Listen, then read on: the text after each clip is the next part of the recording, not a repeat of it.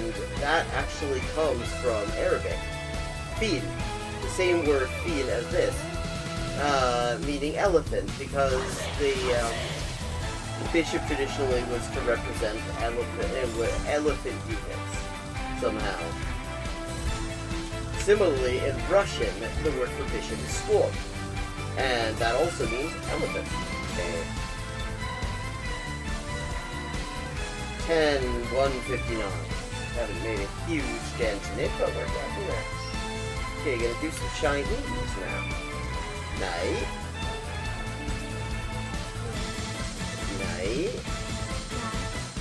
Man.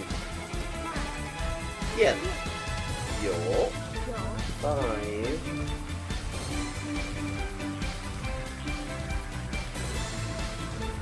Ducks are drinking wine. Bakbaz, okay, Bakbaz is duck. Okay, I have now leveled up. Let's see what the XP situation is now. 10,340 out of 12,500. And as always, viewers can choose my next language for me just with a follow and a $5 to my Patreon. I buy a computer or quack. And here's another example. I like to point these out.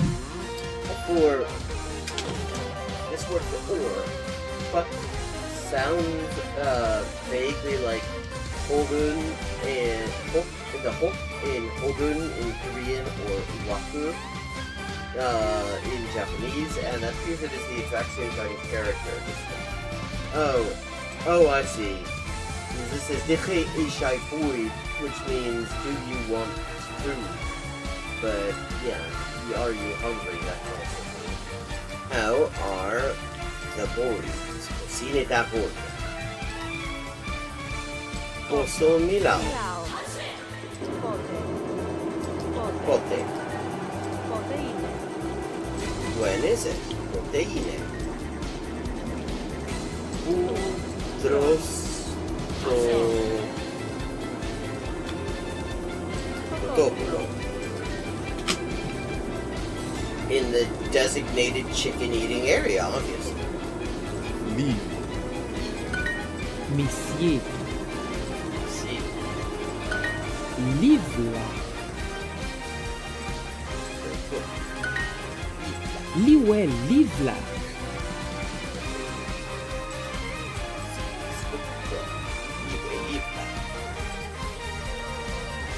Mathieu. Yeah. Si. Isopi. Mathieu. Proč? Inte. Počkej. A. Si. Oedden coginio panas. Jacob. Hefed. Hefed. Hefed.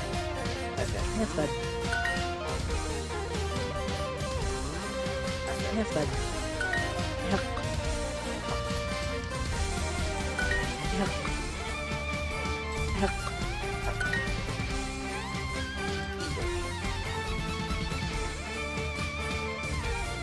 Mwalimu. This is Arabic. And it's from Mu'allim. Juma ni mwalimu mke.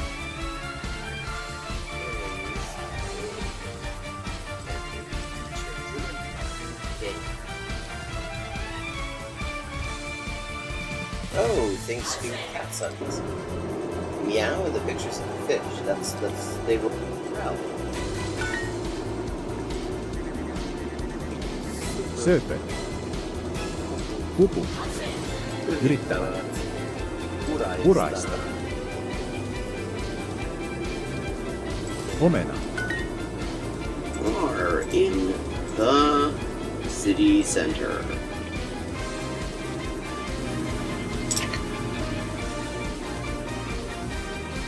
And it's got some interesting aspects to it.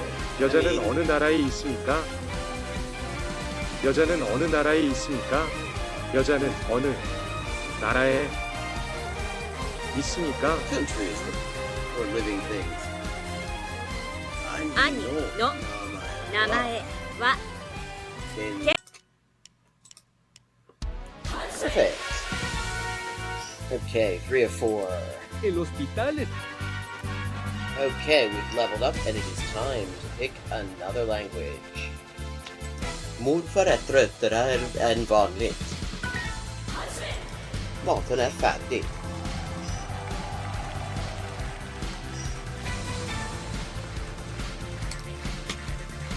And let's see what we're doing when we get back.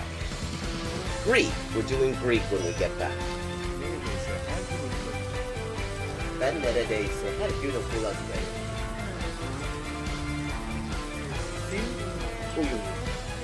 Fun fact.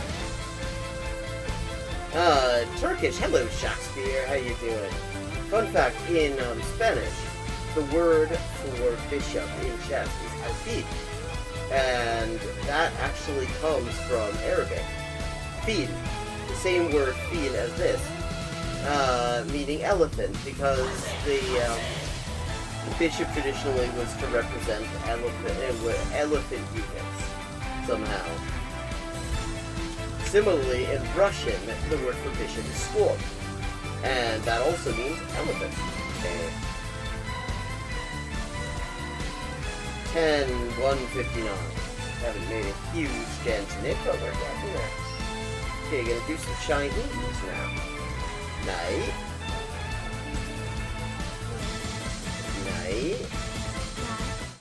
Hello and welcome to Hyperpolyglotting with Elise, where we're going to be playing some chess and talking language stuff as per usual. And also raising funds for the Inessa Armand translation project. I've just in the past few days brought out a couple more translations there. I'm gonna link the PDFs of those in chat. Find the chat window. That's the most recent.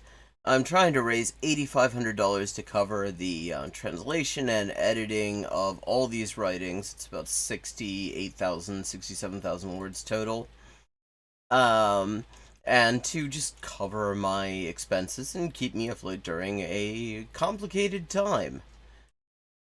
So, meanwhile, speaking of complicated times, I've been having a pretty complicated time in chess, and I'm trying to sort of recover a whole bunch of lost rating.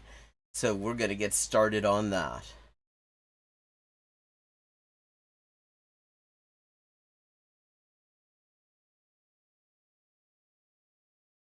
Once I get all my windows where I need them. Playing 15-minute with an increment. Delirious Fish, great name. Okay, we're starting with a D4 opening. I have to say, not my strongest.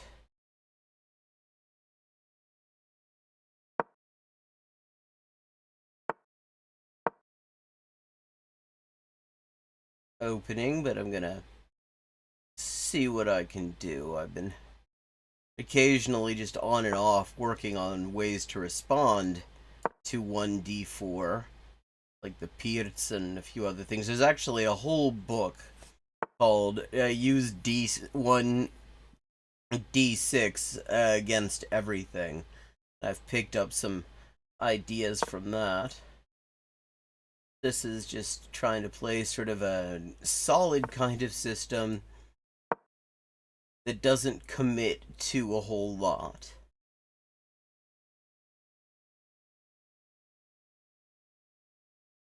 Some pressure on this D pawn. Yeah. And Delirious Fish sees that I'm putting pressure on that D pawn and goes to defend it. Okay, just castle away.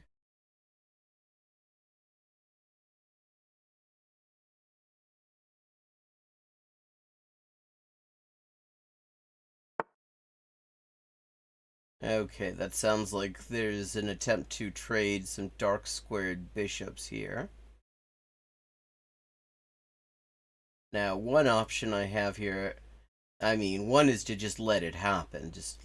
And then I would just allow this. I think what's going to happen here is bishop to h6.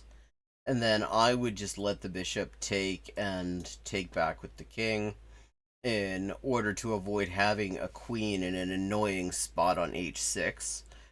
But one option I have is to do a pawn break by playing f5 and then captures, and then I have a knight looking at the h6 square, and that allows me to avoid potentially this that exchange and to maintain the bishop pair. That's one option I would have anyway. I think I'm gonna go with that. Fuck it.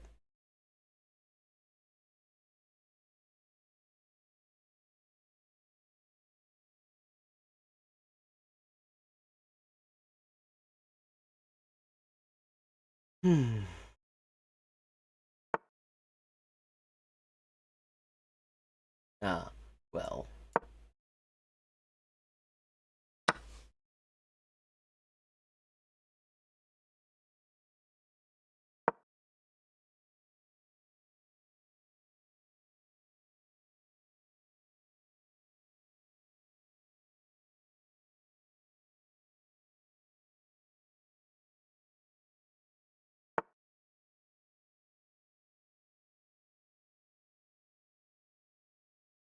Okay, I've not had that reply before that I can remember. Okay, so this is interesting. So, let's see, who's looking at this d4 pawn? I can just take that, I think. If I take, then either the knight or the bishop takes back. And then, yeah, actually, I kind of like that.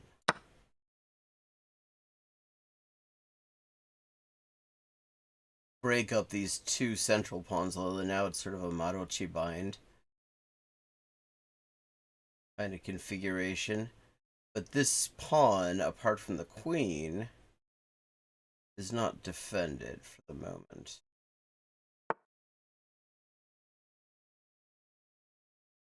Interesting choice.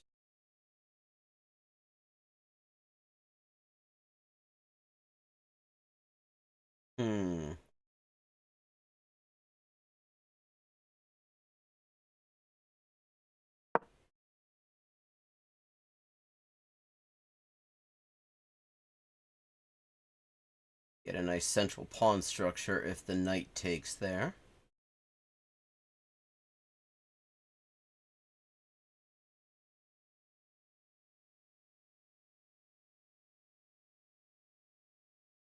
Buena estructura peonal en el centro sería importante, aunque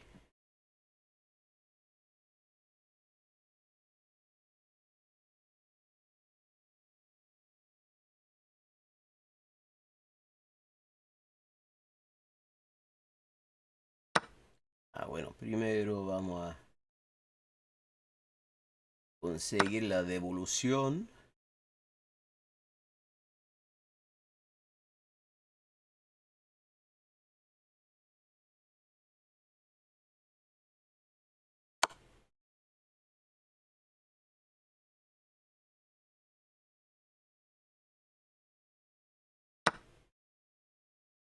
Ok. Ahora bien, ¿cuáles son las amenazas en esto? Bueno, una posibilidad es que se arregle un jaque descubierto. Esto no me da mucho miedo porque al tiro puedo pillarme el caballito este, así que no hay problema.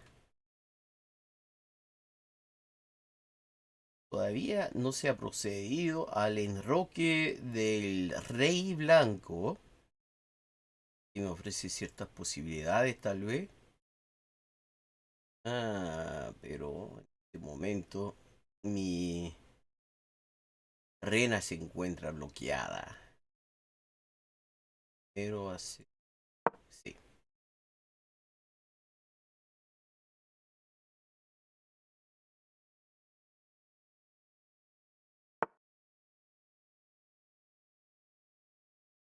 Mm.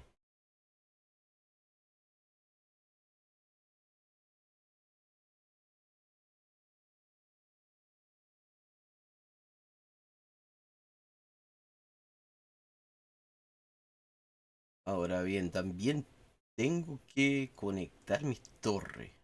Así que ese es un problema que voy a tener que decidir si hago el fianqueto del alfil en B7.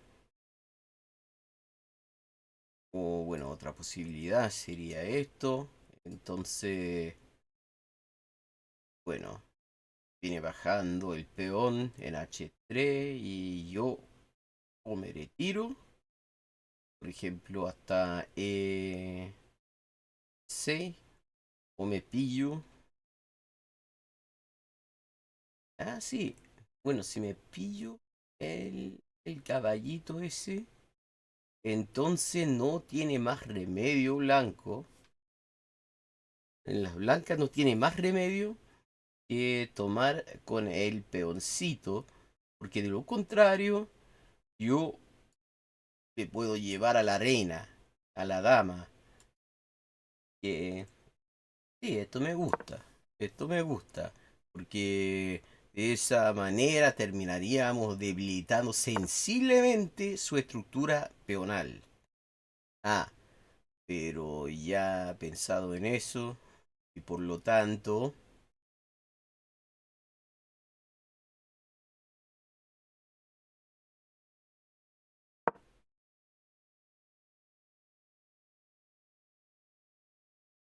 ya tenemos conectadas nuestras torres.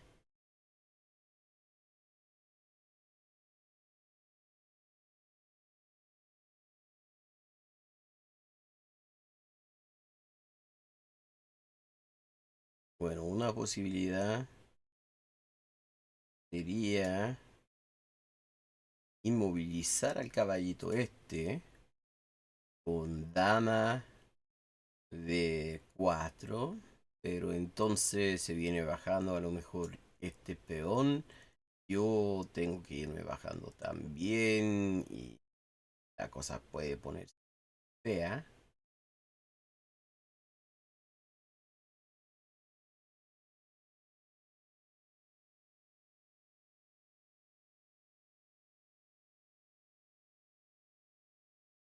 Ah, no, porque tengo el peón aquí en C5. No puede atraparme de esa manera. Así que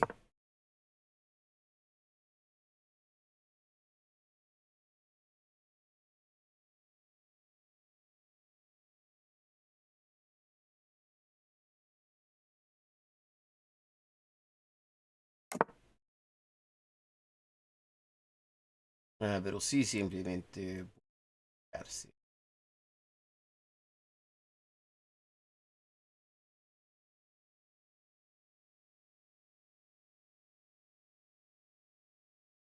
Y ya mi dama parece un poco inútil. Además, este peón se ha quedado en la indefensión. Sobre todo, mm,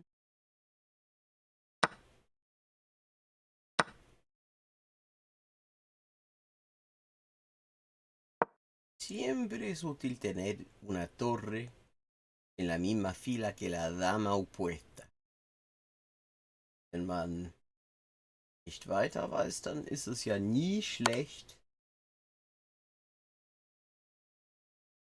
eine Dame dort zu haben,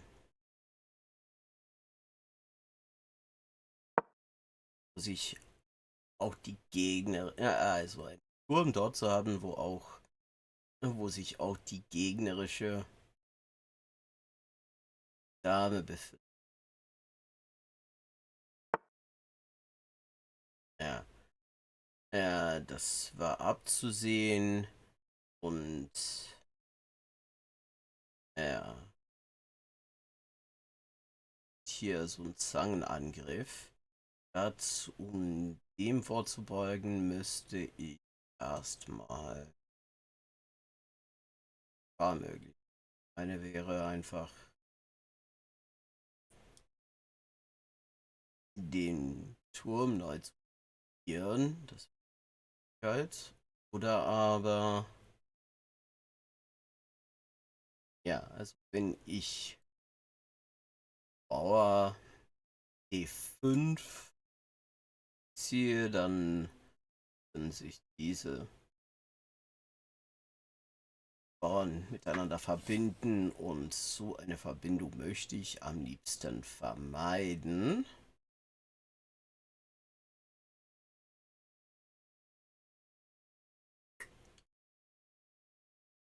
Besser wäre also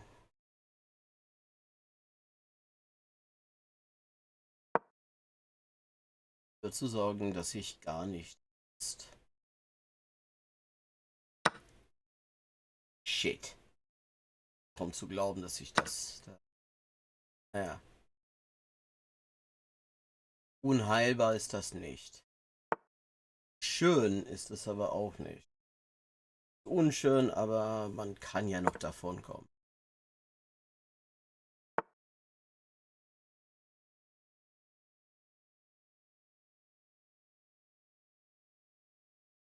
Wie man da noch.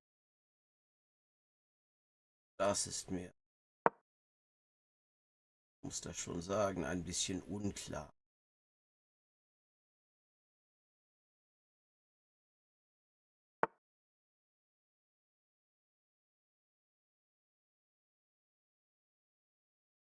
Hm.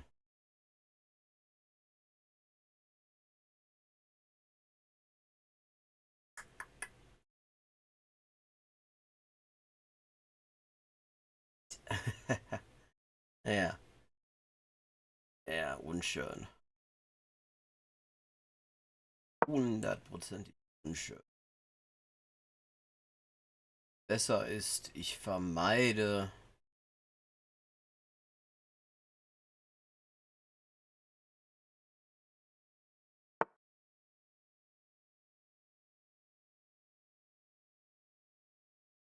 Ich vermeide, dass Dame abgenommen.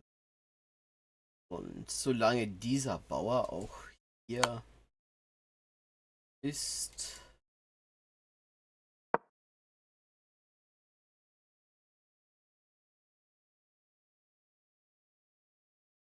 ist noch die Möglichkeit.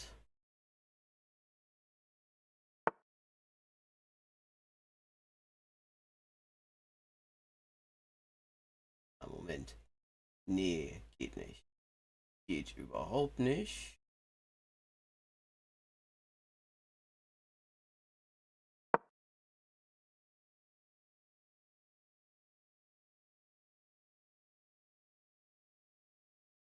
Denn ich muss erstmal dafür sorgen, dass mein Springer mir nicht abhanden.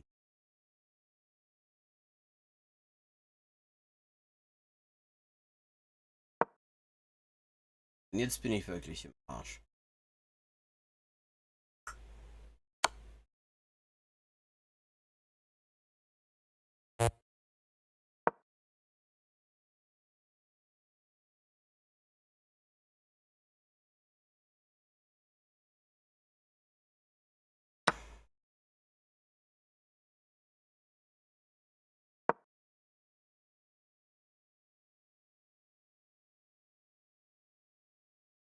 Kann ich den gegnerischen Bauer zum Abschirmen meines Königs.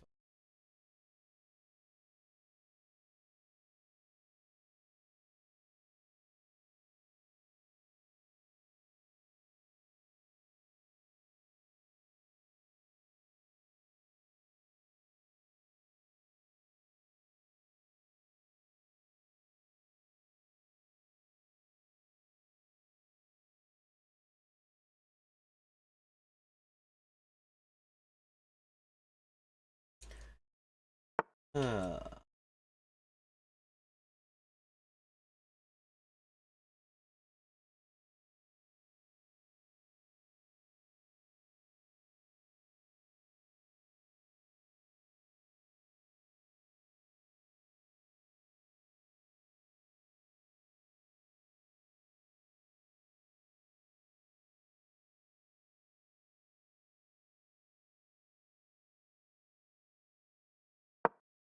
Bleibt nichts anderes übrig, glaube ich.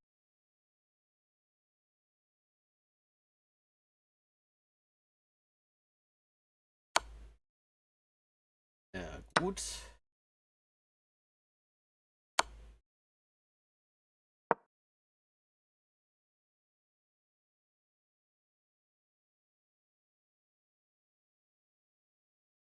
Bauernstück. Wie sehe ich eigentlich da?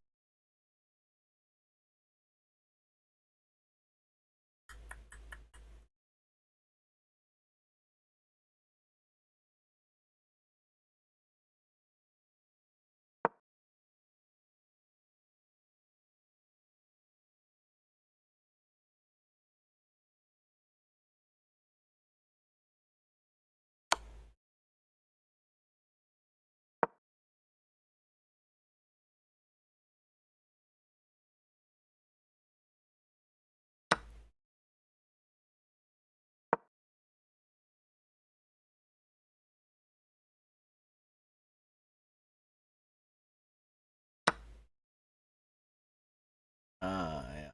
Okay.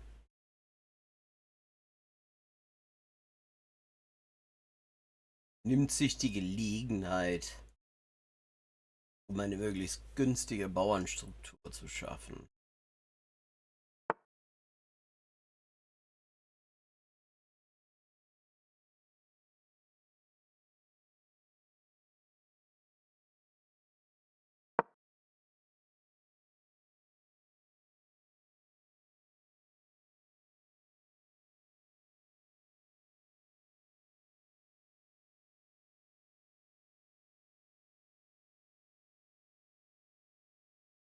Hm. Wenn ich das hier noch schaffe.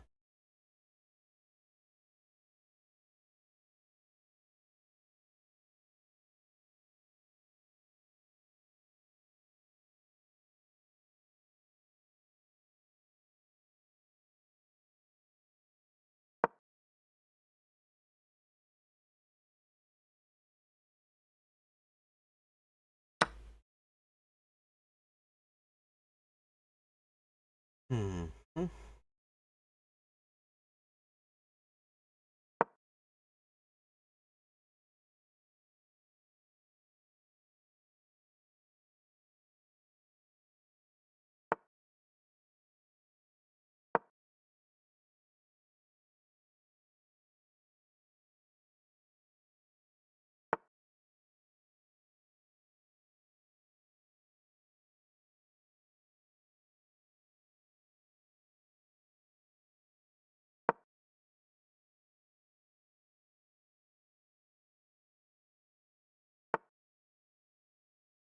Ah, viel lässt sich.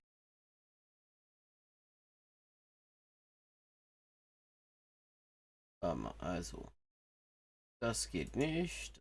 Schach. Aber ihr macht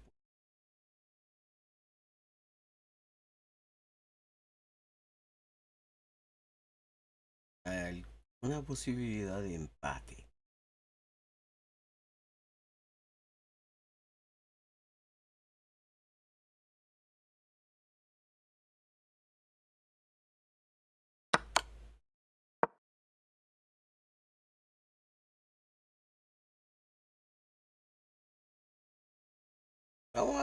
Vamos a ver. Consigo un empate.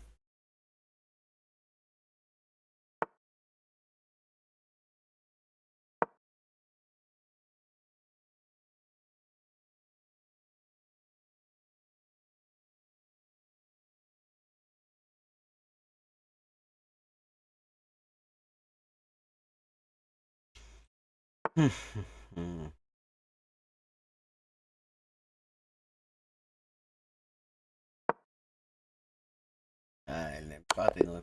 Ah, chu. Bueno. Yeah, that was not one of my finest efforts. Or even one of my finer efforts. Let's try another. Okay. Kebab Kungen. Från Sverige. King of kebabs.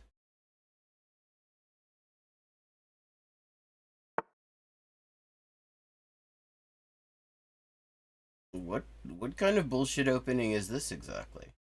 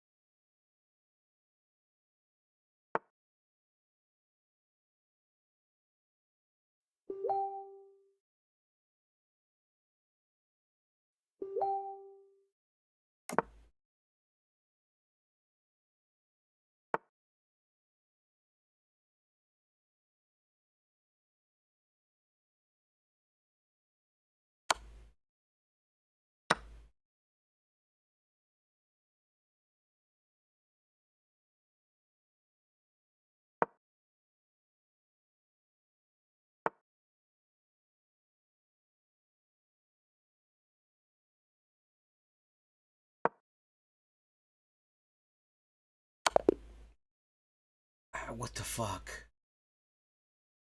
What did I just miss? I can't believe I just did that. Not having a great day at chess today. GG. Can't believe I just... What the... Okay, let me just look at that.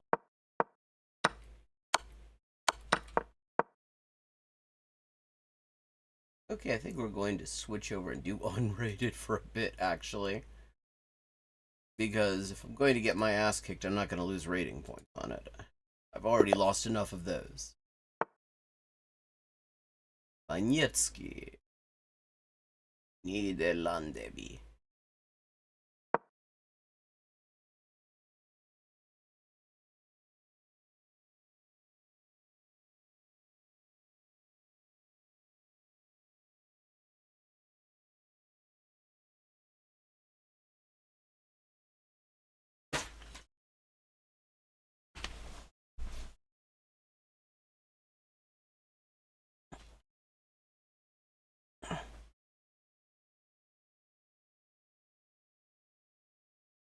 Okay, we're going to start with a little bit of Sicilian action.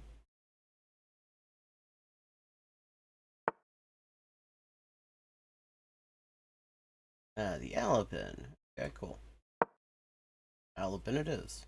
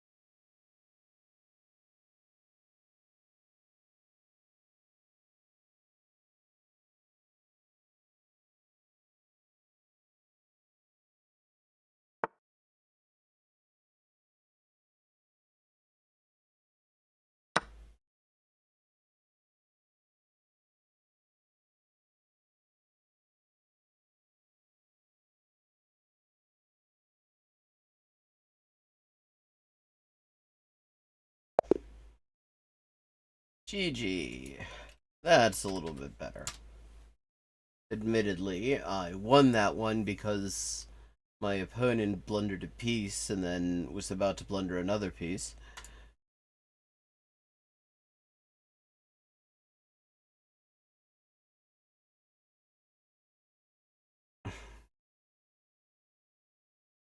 But it sets a little bit better precedent.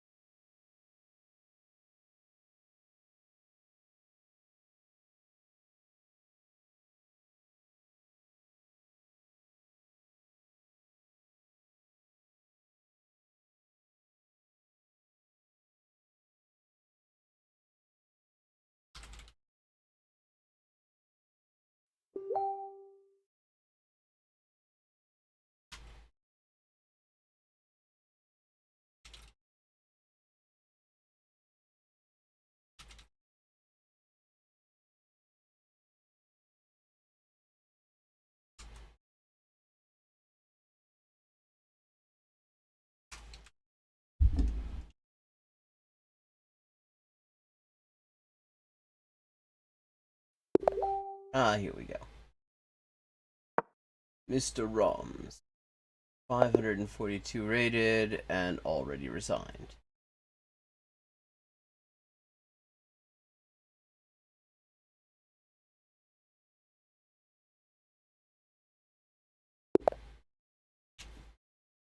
Okay. Didn't we just play a second ago? Yeah, Magnietsky, we just played. Welcome back.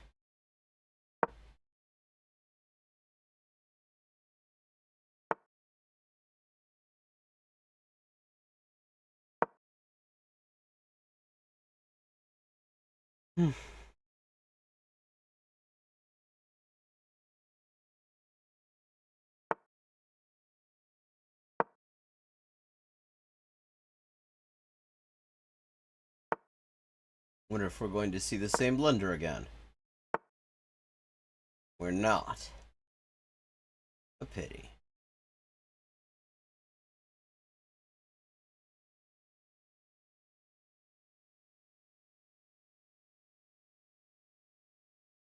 I have a feeling we are going to see knight g4.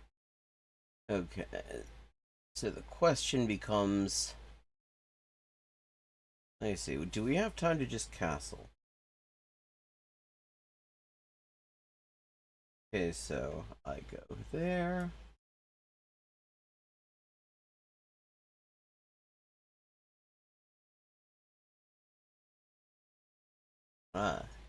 Rain's kicking up a little bit.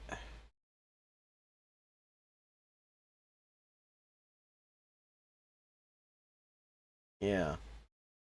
Wants to do that. Okay, so I Kiddo my bishop. Then he goes there. Then normally I would go here.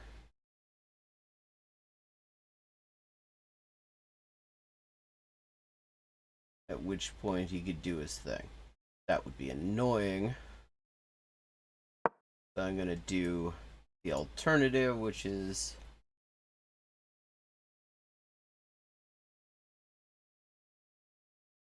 knight h6, which defends against that.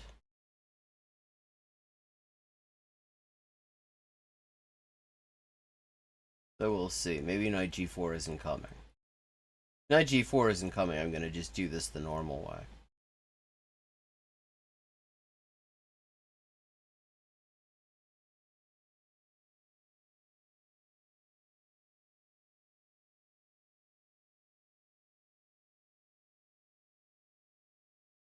Or knight g5. Knight g4 when they play it as black. Okay, so there we go.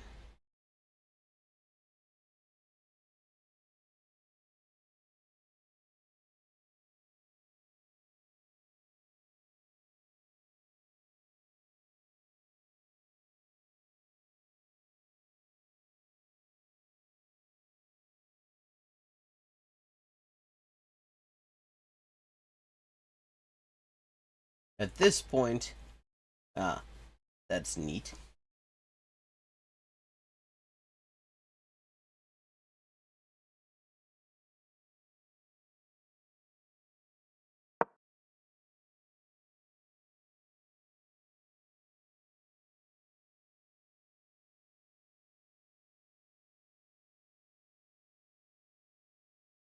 Really leaning into this attack on F7.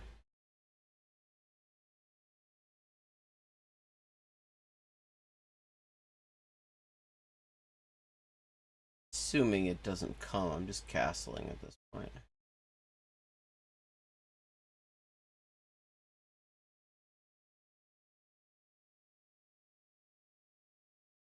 I mean, what else is there at this point for white to do?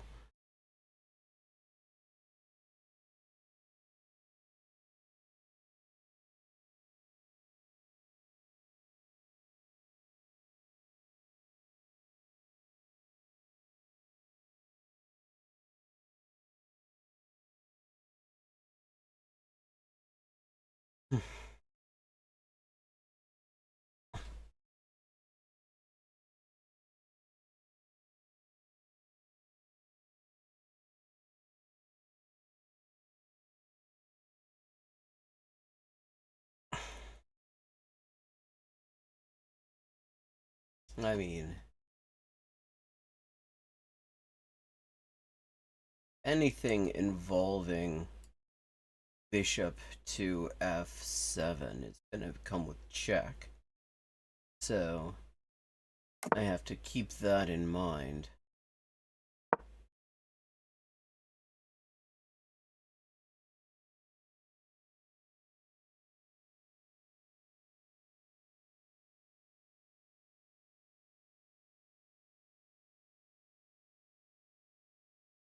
But I can still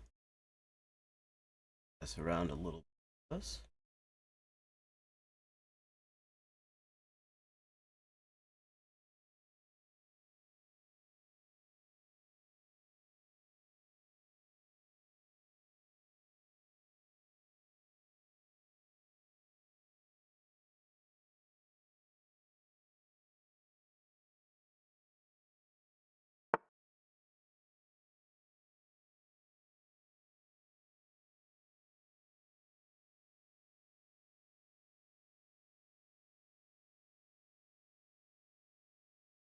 Okay, let's just consider our options.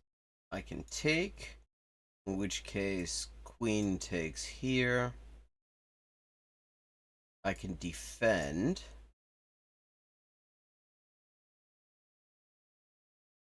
In which case, maybe the attack on F7 proceeds. Oh, hello, Rotten Mouse. I had the chat window hidden, so I didn't see you. Good to see you. How you doing? Well, I'm often a lot better than I've been playing. I've been having a really shitty streak for a while. So the question is, do I go? Do I just? I can deny the. Now I've got the bishop pair. That's what we're doing.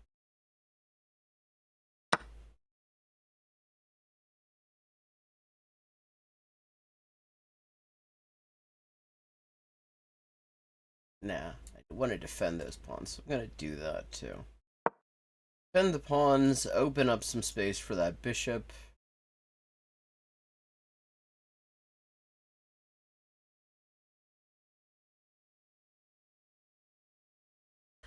My normal rating is like in the mid 1100s.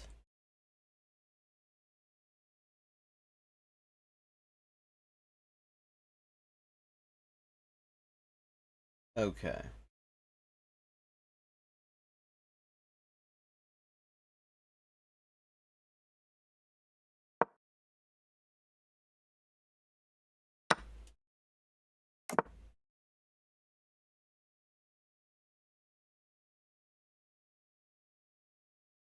But I've been having a rough time.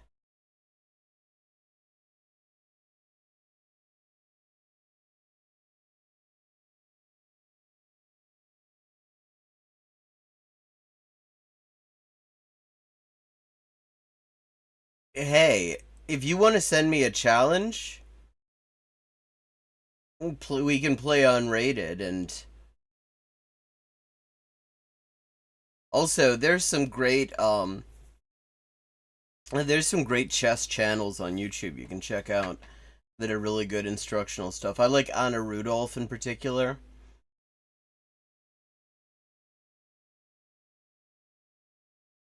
She's a top player and just wholesome as hell, and explains a lot of important things. I can also recommend some good books. You're just playing. If you're just getting started, I would imagine one of the key things at your level, one of the most important things is going to be just opening lines and then just understanding tactics.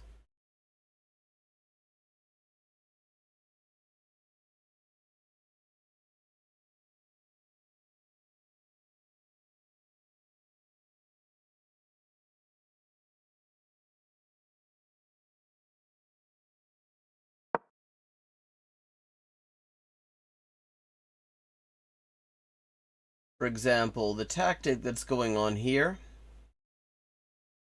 is a pin. Essentially, I can't move this bishop or I lose my queen.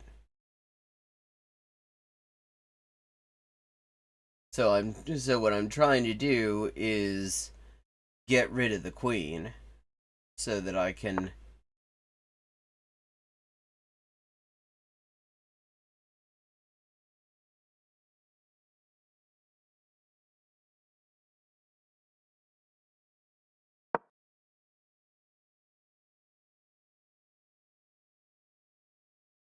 there, the pin has been relieved, and now I'm attacking the queen.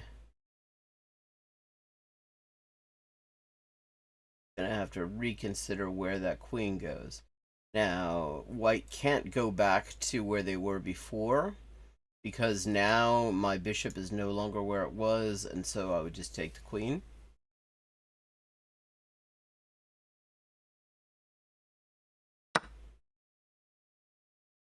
An appeal? No.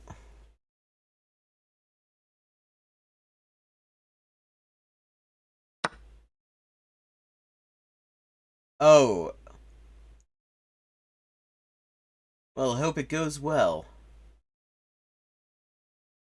Okay, this queen is looking unsafe to me.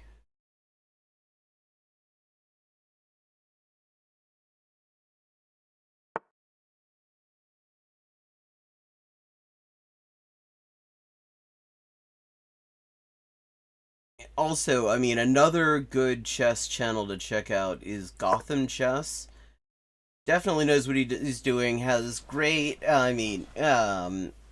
some good instructional content for beginners and intermediate players and stuff like that. Although he can be a bit acidulous. Like, he's not exactly what you'd call a gentle sort of teacher.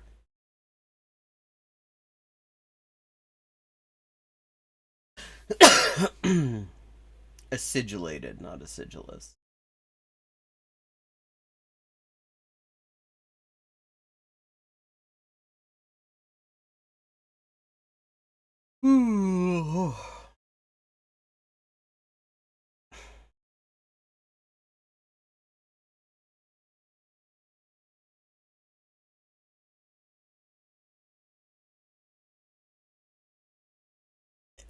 Yeah, yeah, exactly. I mean, he does have a tendency to make fun of people. Like, I don't know. I mean, he is absolutely somebody who knows a lot about chess, who's really good at it. But I don't know that that would be the style of, like, that wouldn't be the sort of teacher I'm looking for personally. Okay, I can just take that because this. Do you understand about the values of the different pieces? How they have different like point values. Like the queen is 9 points. The rook is 5. That stuff. See, Magnietsky can take this rook, but then that's a good deal for me. Because, okay. Which is why Magnietsky is not going to take this rook.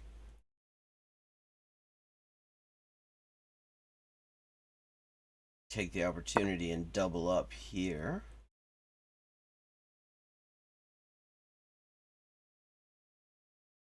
Yeah, the two that are valued equally are the knight and the bishop.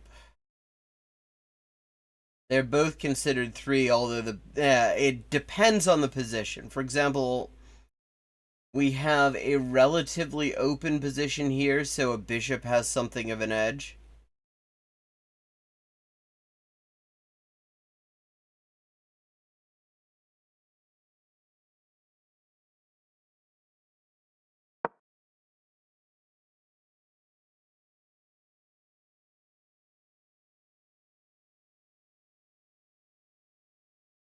See, right now, Magnietsky has got, the main problem they have is they've played so many queen moves, they haven't really developed much. Now, my pawn structure is shocking. Yeah, my pawn structure is absolutely not great. Though I do have something going on in the center. Oh, and this also just, I mean, that's a free pawn for me.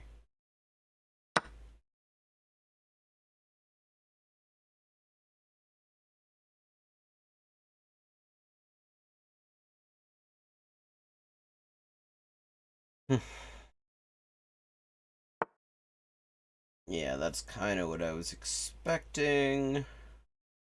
Now I got a couple of options.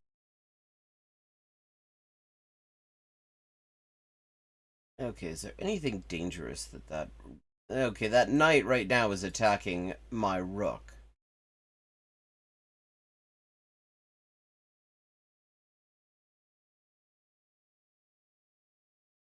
Can that knight attack my queen?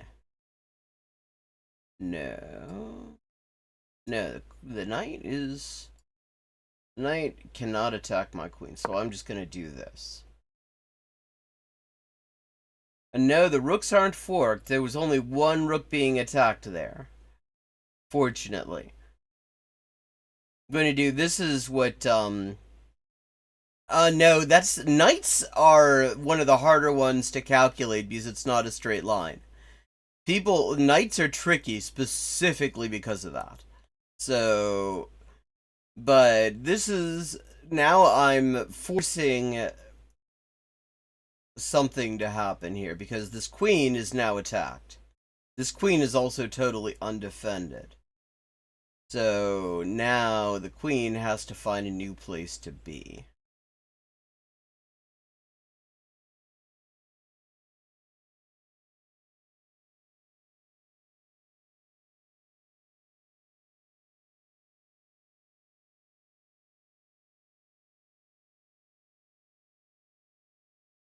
Now where do you go with the queen? I mean, I guess there's here. This is safe. This is safe.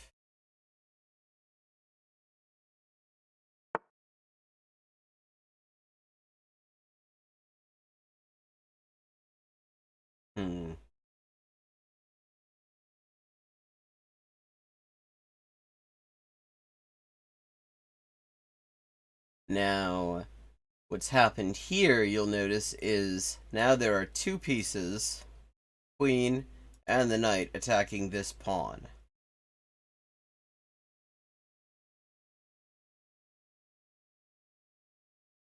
Now the queen is also attacking that rook, so I have to ensure that the rook is safe. Now...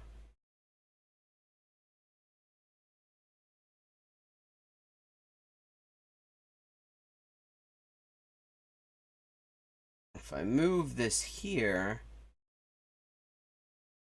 then the knight could actually fork my rooks, but it would be a bad decision. It would be a bad decision because my queen can take it.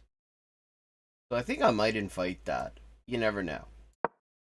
This defend... Okay, so that takes that rook out of danger. That defends this pawn. And it potentially allows for a very silly attempted fork that I will be happy to... Oh...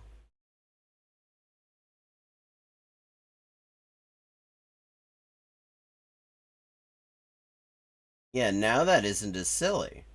Now that is not as silly an attempted fork as it had been. Now I actually do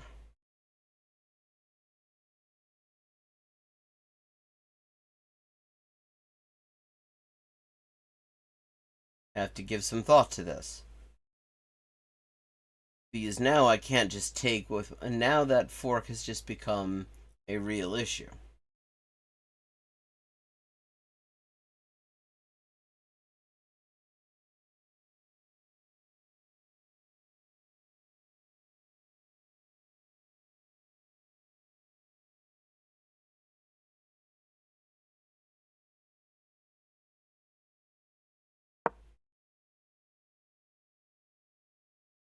But not anymore, because if I take 2 pieces for a rook,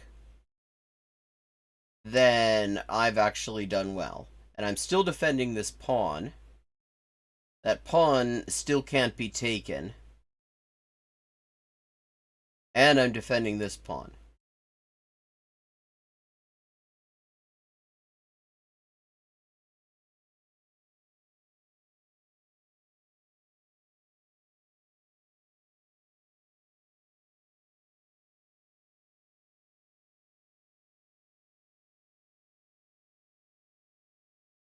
Hopefully, I managed to do some chess content that isn't as cringe as the first couple of games I played. I just absolutely just played just diabolically, I have to say. Utterly got my ass kicked.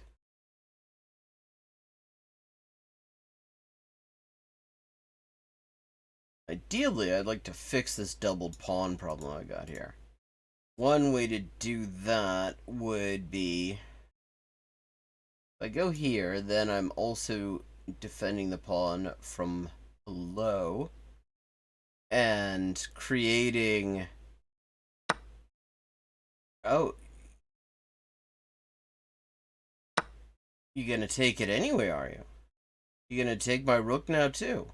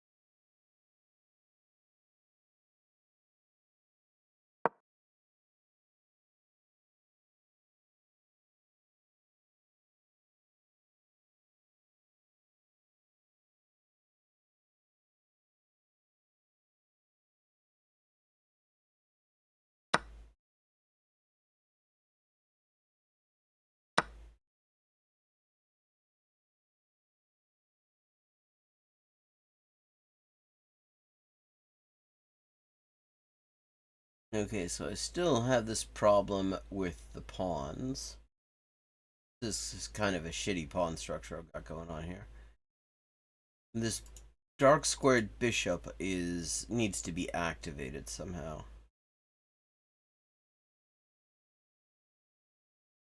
It's not doing a whole lot.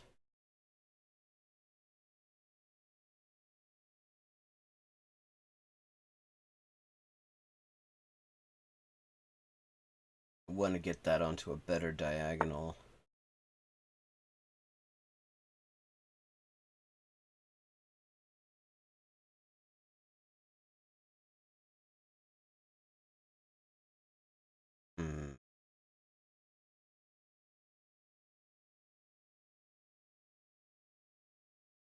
What's the point of that move? I mean...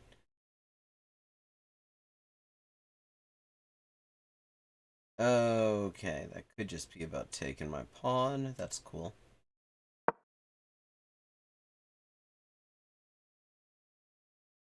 That actually helps me because that helps me find a new spot, a new diagonal for this bishop. I needed to move that knight to do that anyway.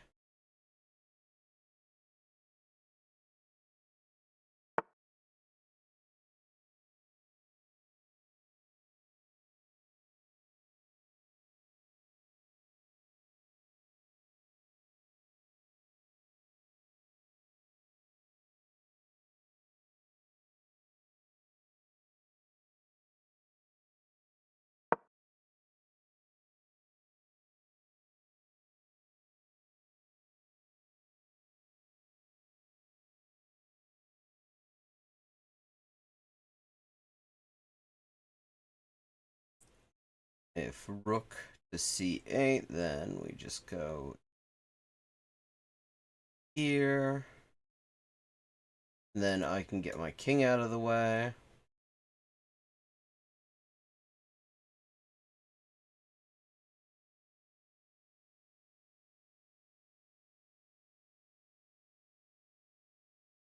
And then my king is quite safe.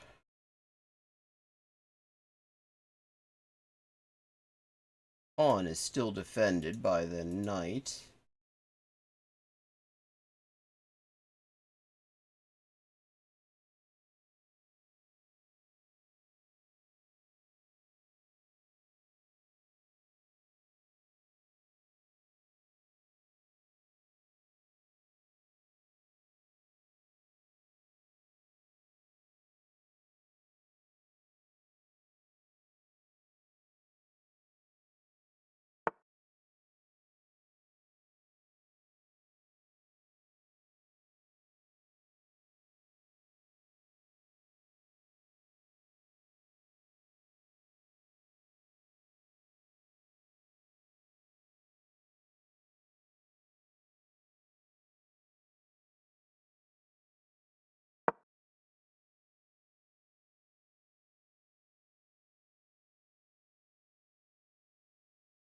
I can just chase the queen around a bit if...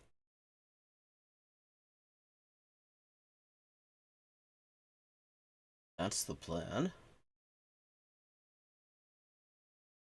I also have a substantial time advantage at this point.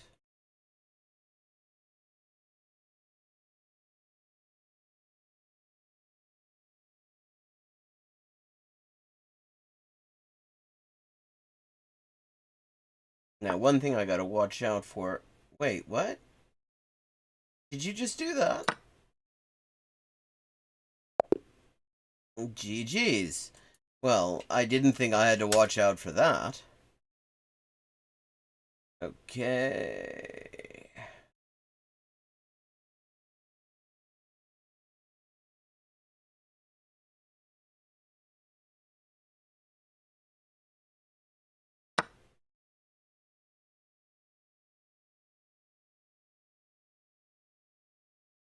Actually, they were doing really well this time.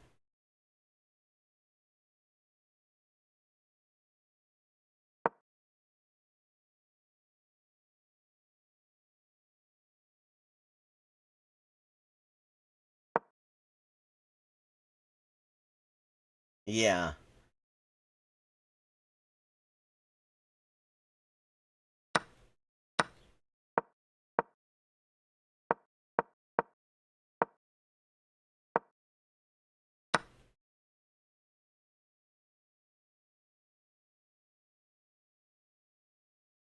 Yeah, I won that one, but that was a lot closer than the first time we met up.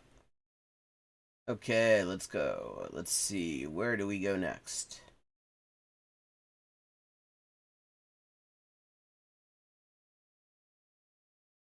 Oh. Hmm.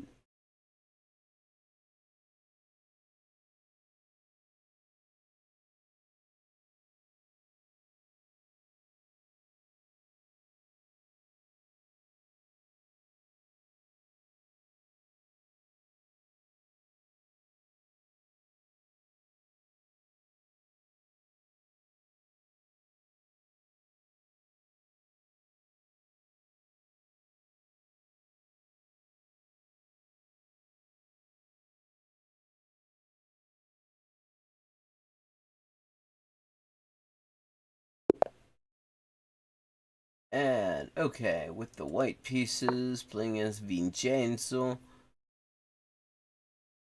281.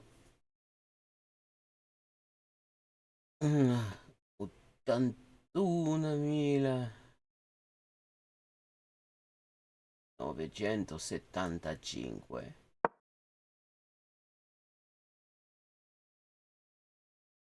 Okay, have a good rest of your day.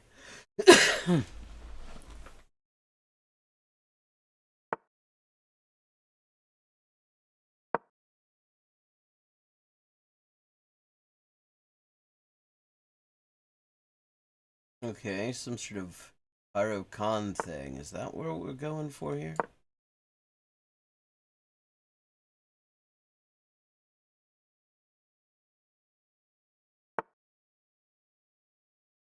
Isn't a great way to start because that knight is completely blocked in. Gonna see knight g4? Oh, we might just. Not as bothered about it now. So I can castle and then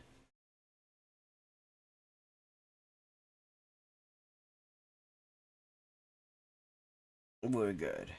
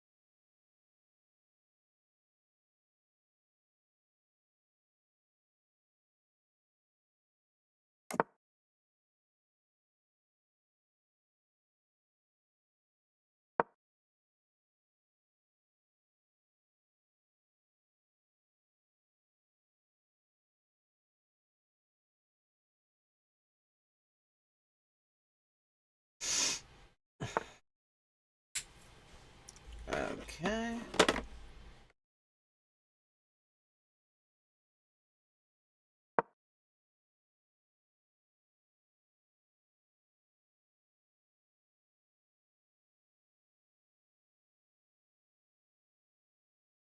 Hmm.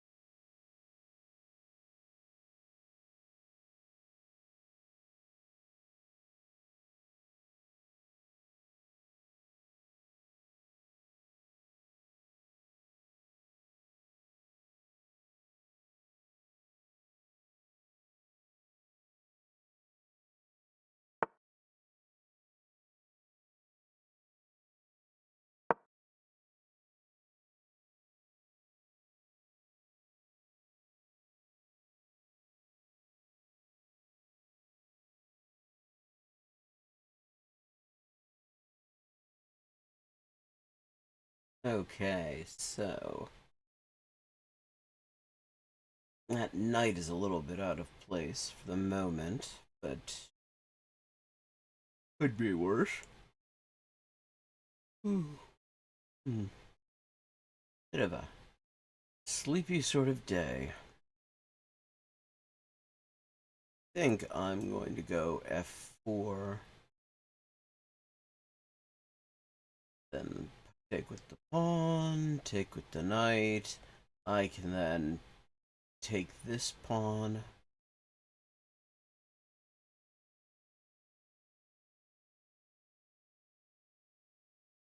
And I've opened up my rook.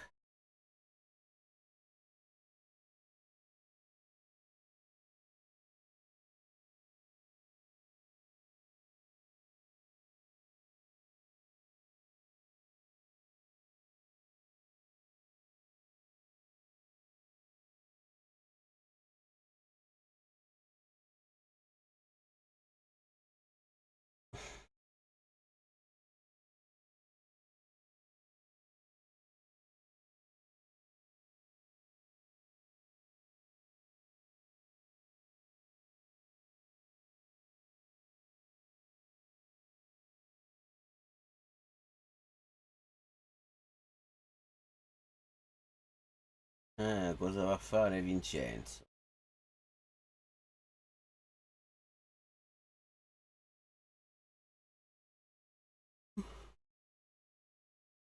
Mm.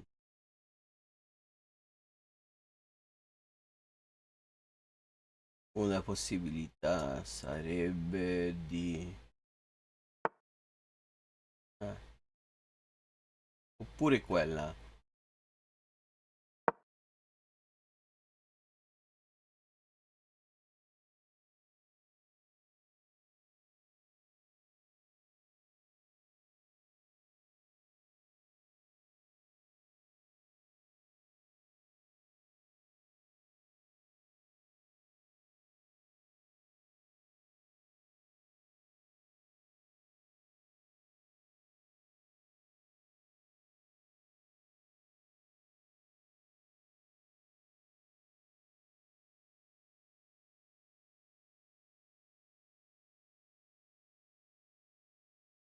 A prenderlo, lasciarmi avanzare.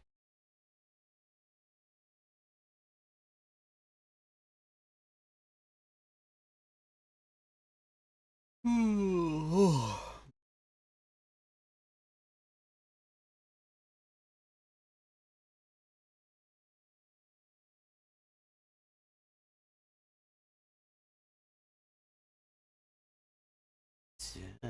Avanzando mi trovo in una situazione di è una situazione molto favorevole perché l'alfiere qui non ha dove andare.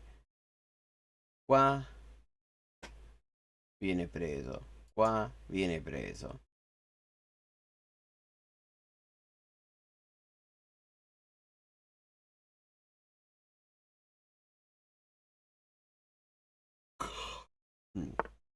Quindi, sì, l'ideale per me è giustamente... Ah, perciò ha deciso di mobilizzare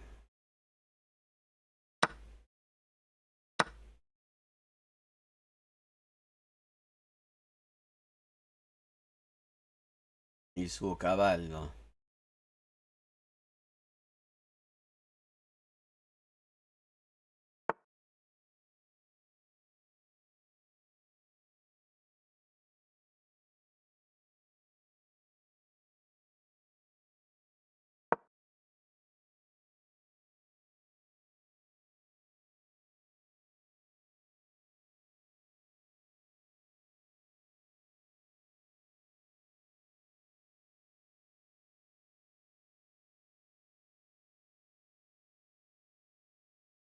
Sono stanca, cazzo.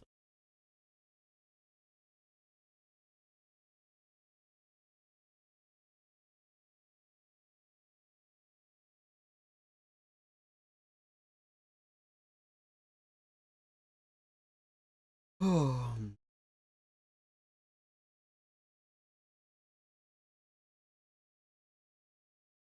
non il mio cavallo non ha molto spazio di manovra. Credo di dover riposizionarlo.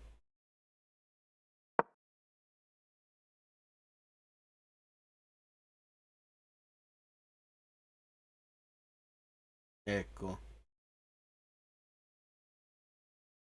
è migliorata un po' la situazione.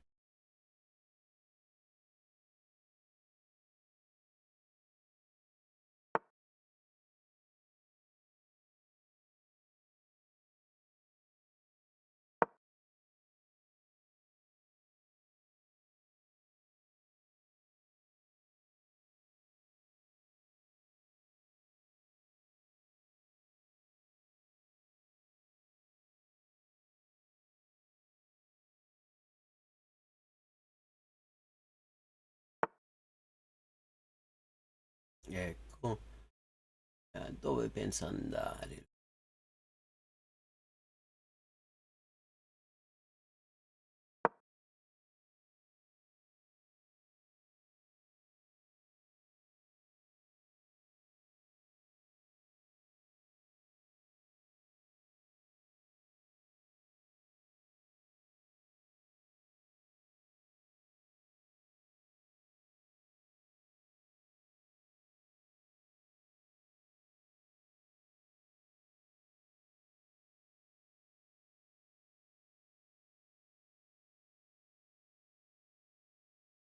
Cosa va a fare?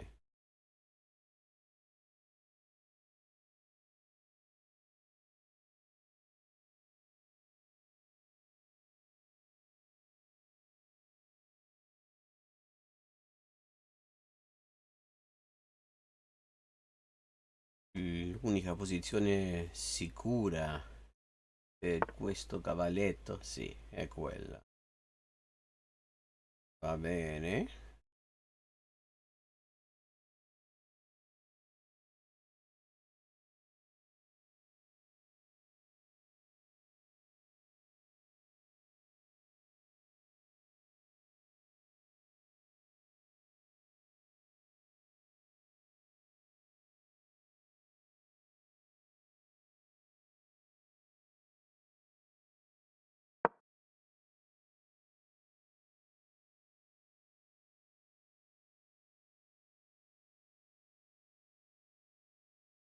Andrò togliendogli spazio per il re.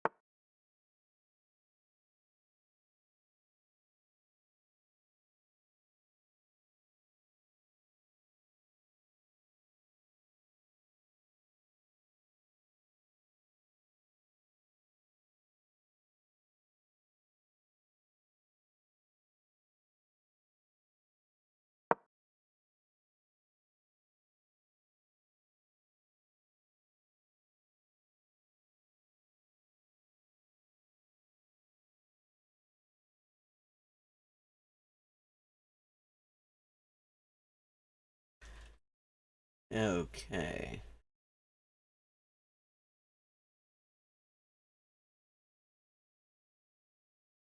attack is getting there, but it hasn't completely shaped up yet.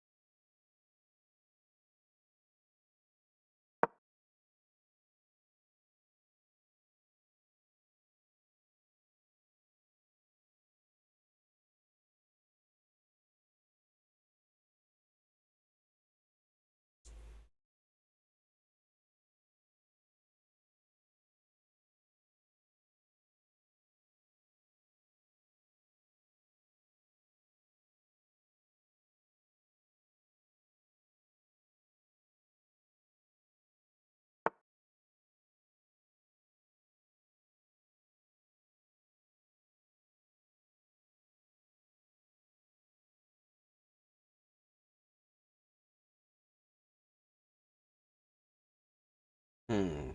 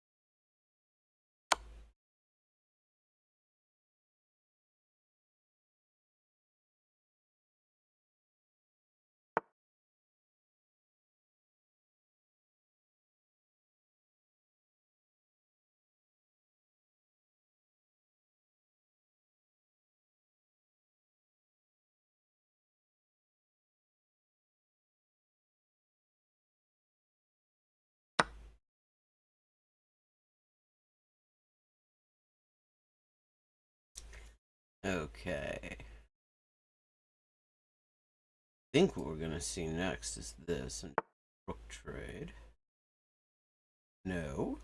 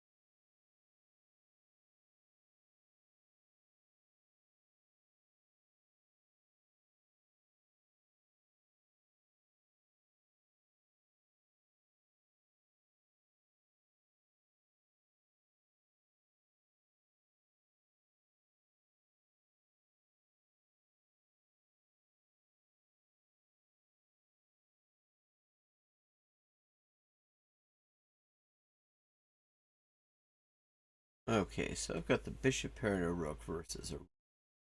And I've got an advanced pass pawn, and the king is kind of stuck.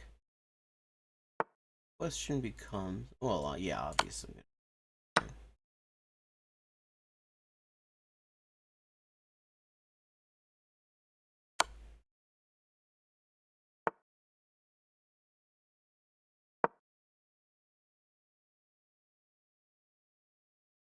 No stalemate because of... And mate. GG. And now I am going to take a bit of a bio break. Have a quick look at that,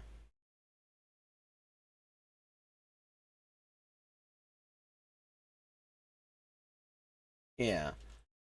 I dominated that game, which is really what I should have considering the rating difference there, so not bad. GG already. It's GG. Okay, I will be back in just a few. Perfect. Okay, 3 of 4. El hospital. Okay, we've leveled up, and it is time to pick another language. Morfar är tröttare än vanligt. Maten är färdig.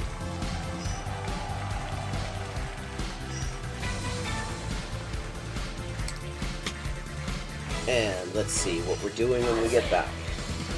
Greek. We're doing Greek when we get back. Ben neredeyse her gün okula gidelim.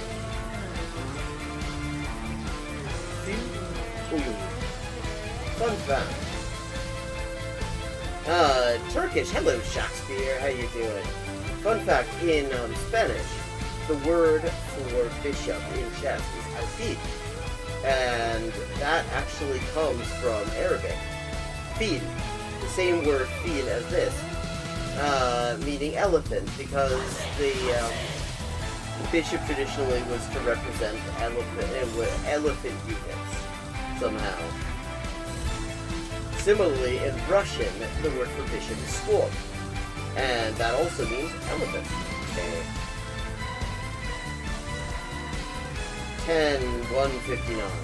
Haven't made a huge dent in it, but we're getting there. Okay, gonna do some Chinese now. Nej. Nej. Man. Igen. Ja. 5.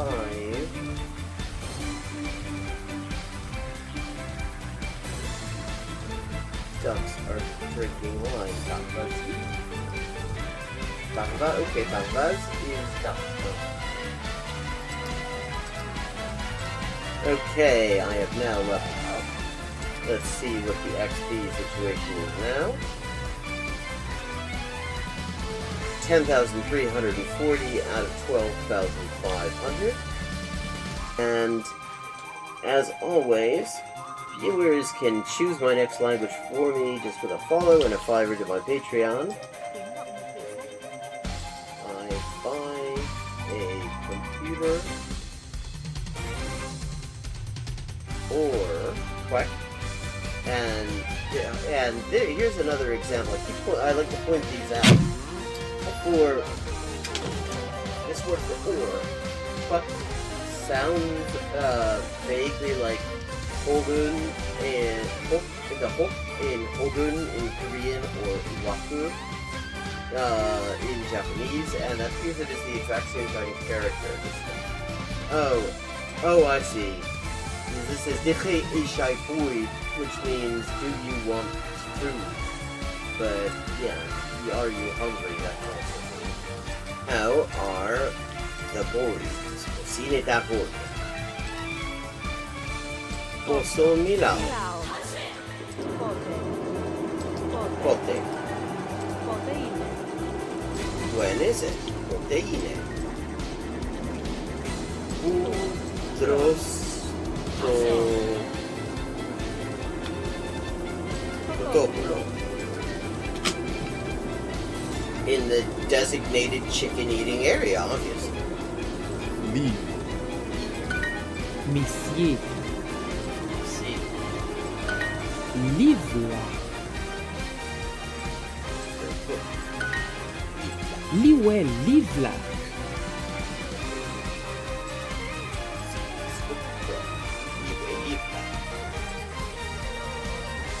Maciej. Yeah. Yeah. Sí. Vysopi. Maciej. Proč? Víte. Počkej. A. Sí. Oilen coginio panas. Jacob. Hefed. Hefe. Hefed. Hefe. Hefed. Hefed. Hek. Hek. Hek.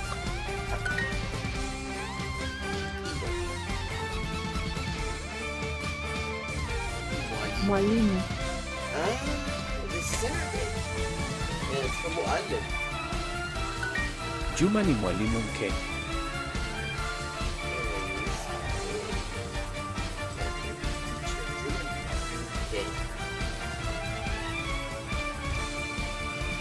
Oh, thanks to cat sons. Meow and the pictures of the fish.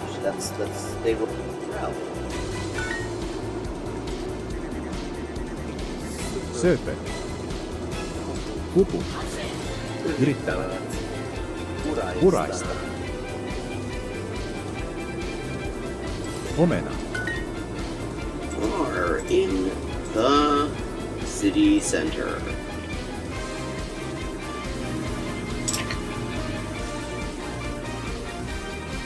And it's got some interesting aspects to it.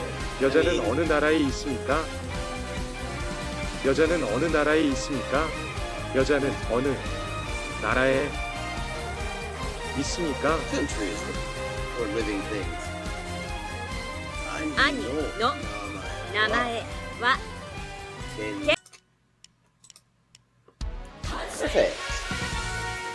Okay, 3 of 4. El hospital. Okay, we've leveled up and it is time to pick another language. Morfar är tröttare än vanligt. Maten är färdig.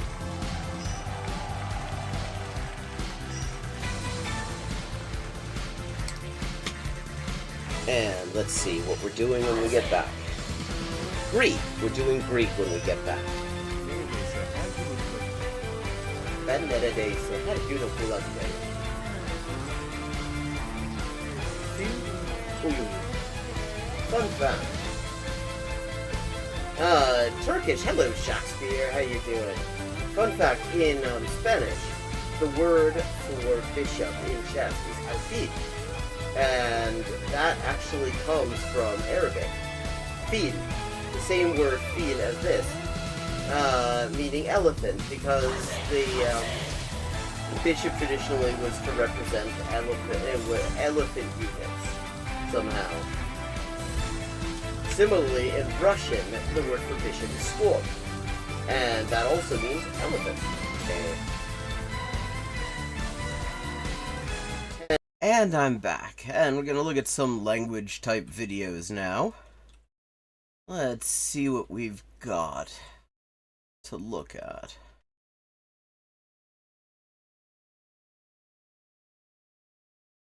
When English learning becomes toxic, Dave's English. Language learning doesn't need to be all-consuming.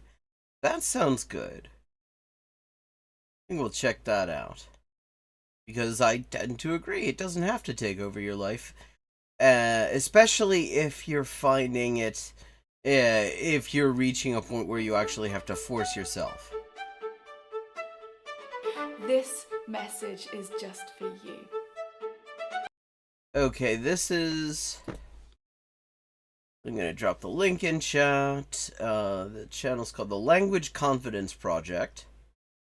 I like the name. I've never heard of them before. I'm going to drop the link in chat. I'm going to see, this is a short one, see what they're all about.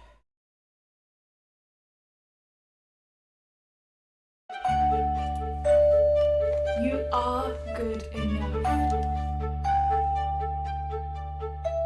This is the I mean, so far so good, I have to say. episode for you. Hi everyone, today we are challenging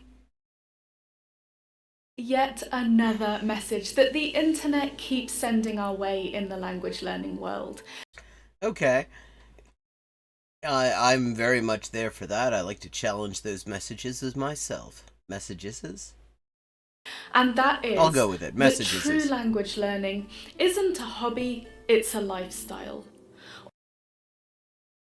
I mean, it all depends. See, it all depends kind of on how we're defining these things. Let's see how she is. Or that if you want to be a truly effective language learner, you need to make it a lifestyle for you. Well, here is what I think. If you want to terrify someone out of ever learning a language, or set a whole bunch of eager people on the path to burnout, tell them it's going to need them to change their whole lives. Yeah, I mean, there is this whole... It's a whole thing in the culture that we live in, really. And it comes down to, like, this idea that everything has to be grind in order to work.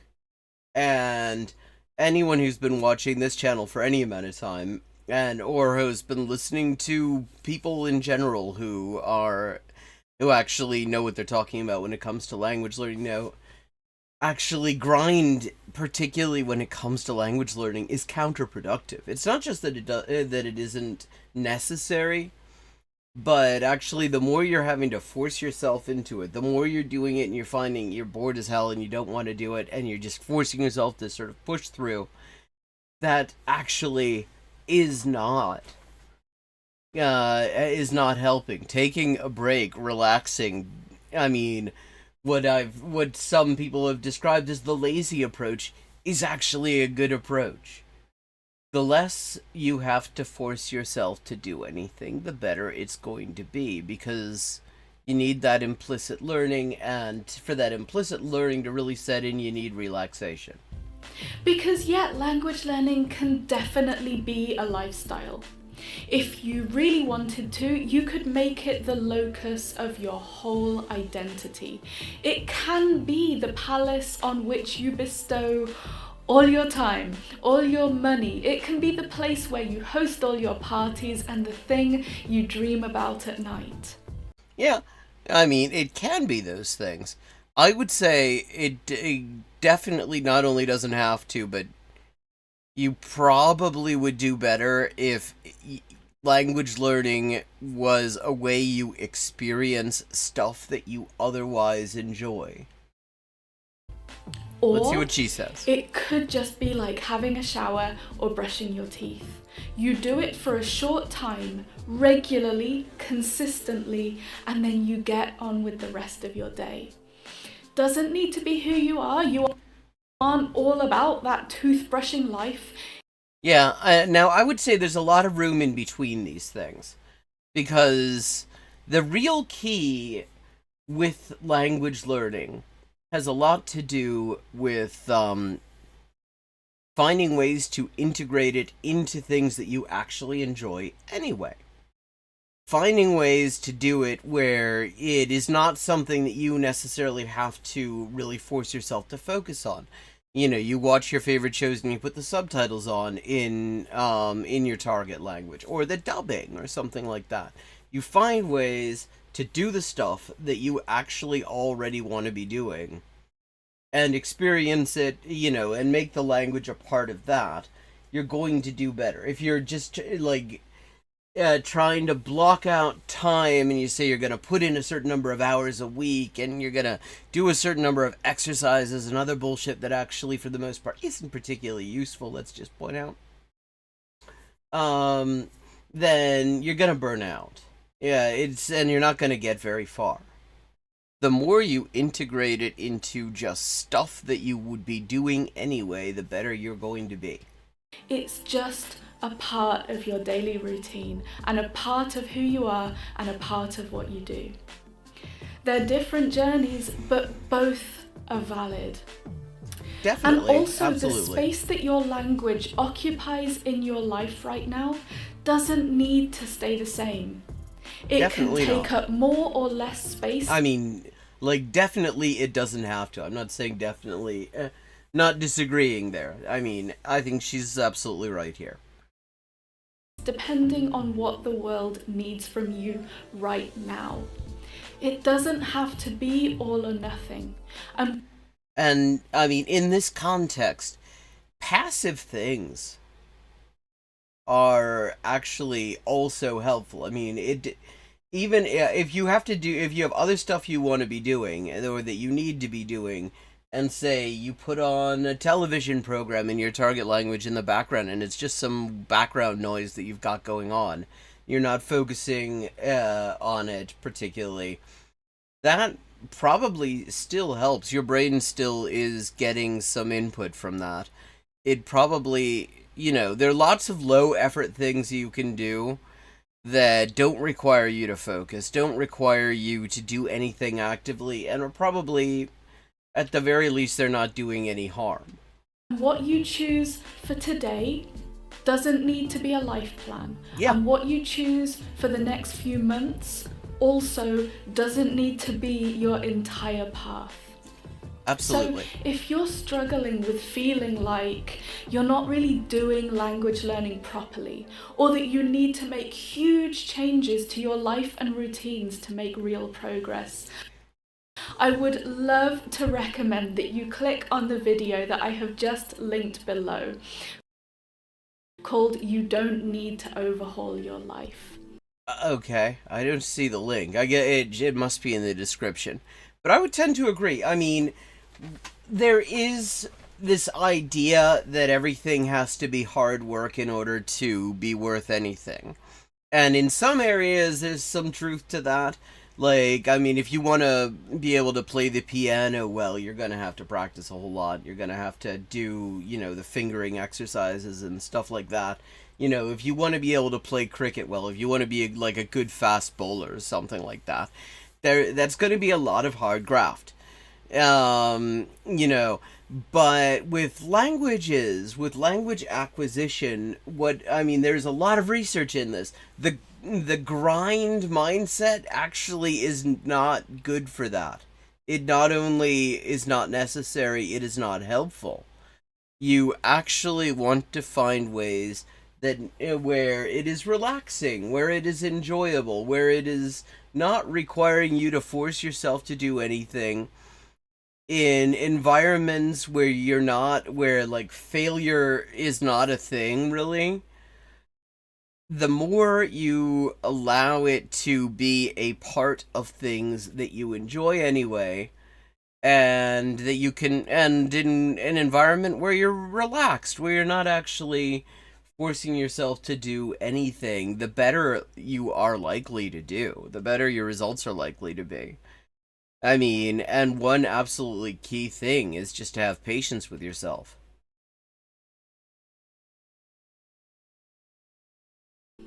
Because remember, every tiny thing that you achieve today counts, and every word that you learn, every grammar construction that you master today, it's going to make such a difference down the... And let's just say, when you talk about mastering grammar constructions, what we know from a lot of research is actually what the best way to acquire grammar is through pleasure reading. You find stuff that you actually just enjoy reading anyway.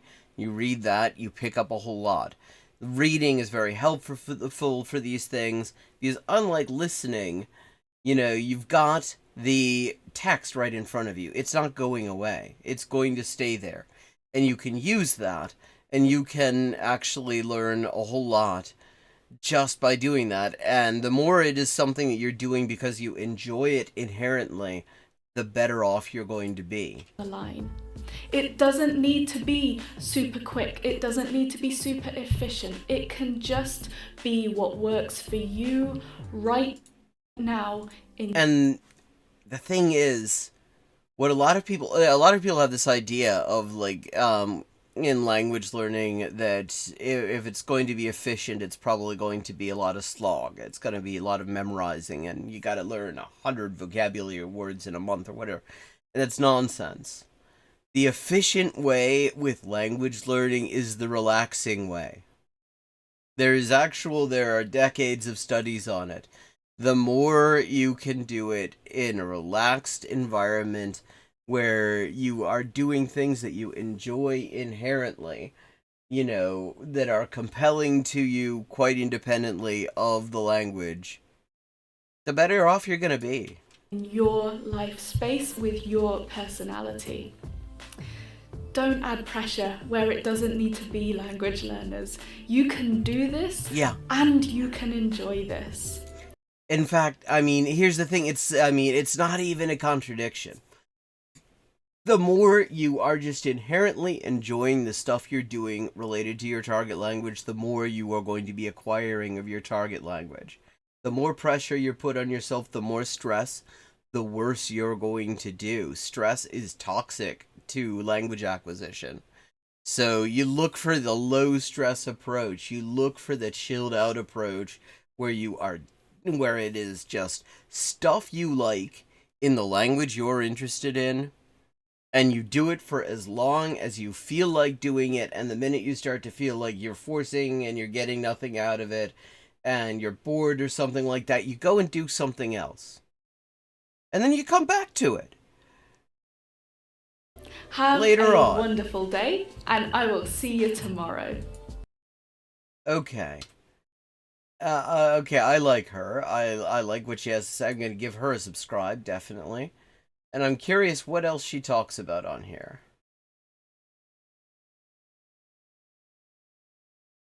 Okay, video. What have we got? Don't let the internet rush you. How long is too long to see results? I don't think there's such a thing.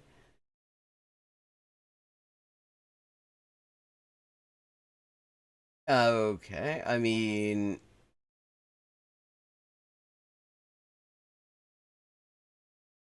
Tell people how to help you without constantly correcting. That could be interesting. Yeah, I mean, because actually explicit error correction turns out to be kind of useless. Insecurity is not just a beginner issue, absolutely.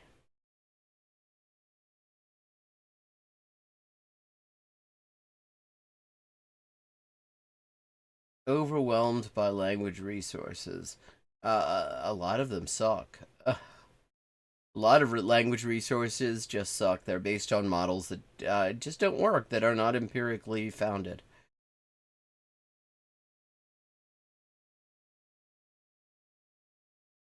Okay. Yeah, okay, this is a small channel. Wow, I mean, it's even smaller than me, and I'm pretty small. Um, but I like what she's doing here. So definitely worth checking out. This is definitely a channel that I think is worth a look. I think the sort of affirmations and stuff are definitely good as well. And I mean, essentially anything that is helping, anything that helps move people in the direction of low stress approaches to this stuff, I think is good. Because there needs to be pushback against a lot of really sort of toxic there's just a lot of toxic shit, and a lot of it just comes from school. It comes from the way that we're taught that we're supposed to learn, and it doesn't actually work.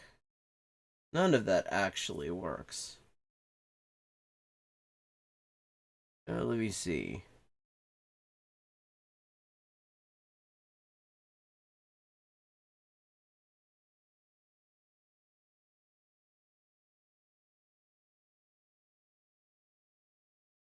What else can we do? I think I'm gonna wrap up pretty soon.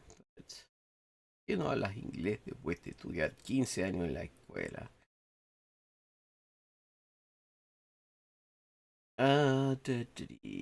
La obligación en el Código Civil. When English learning becomes toxic, kind of sounds interesting.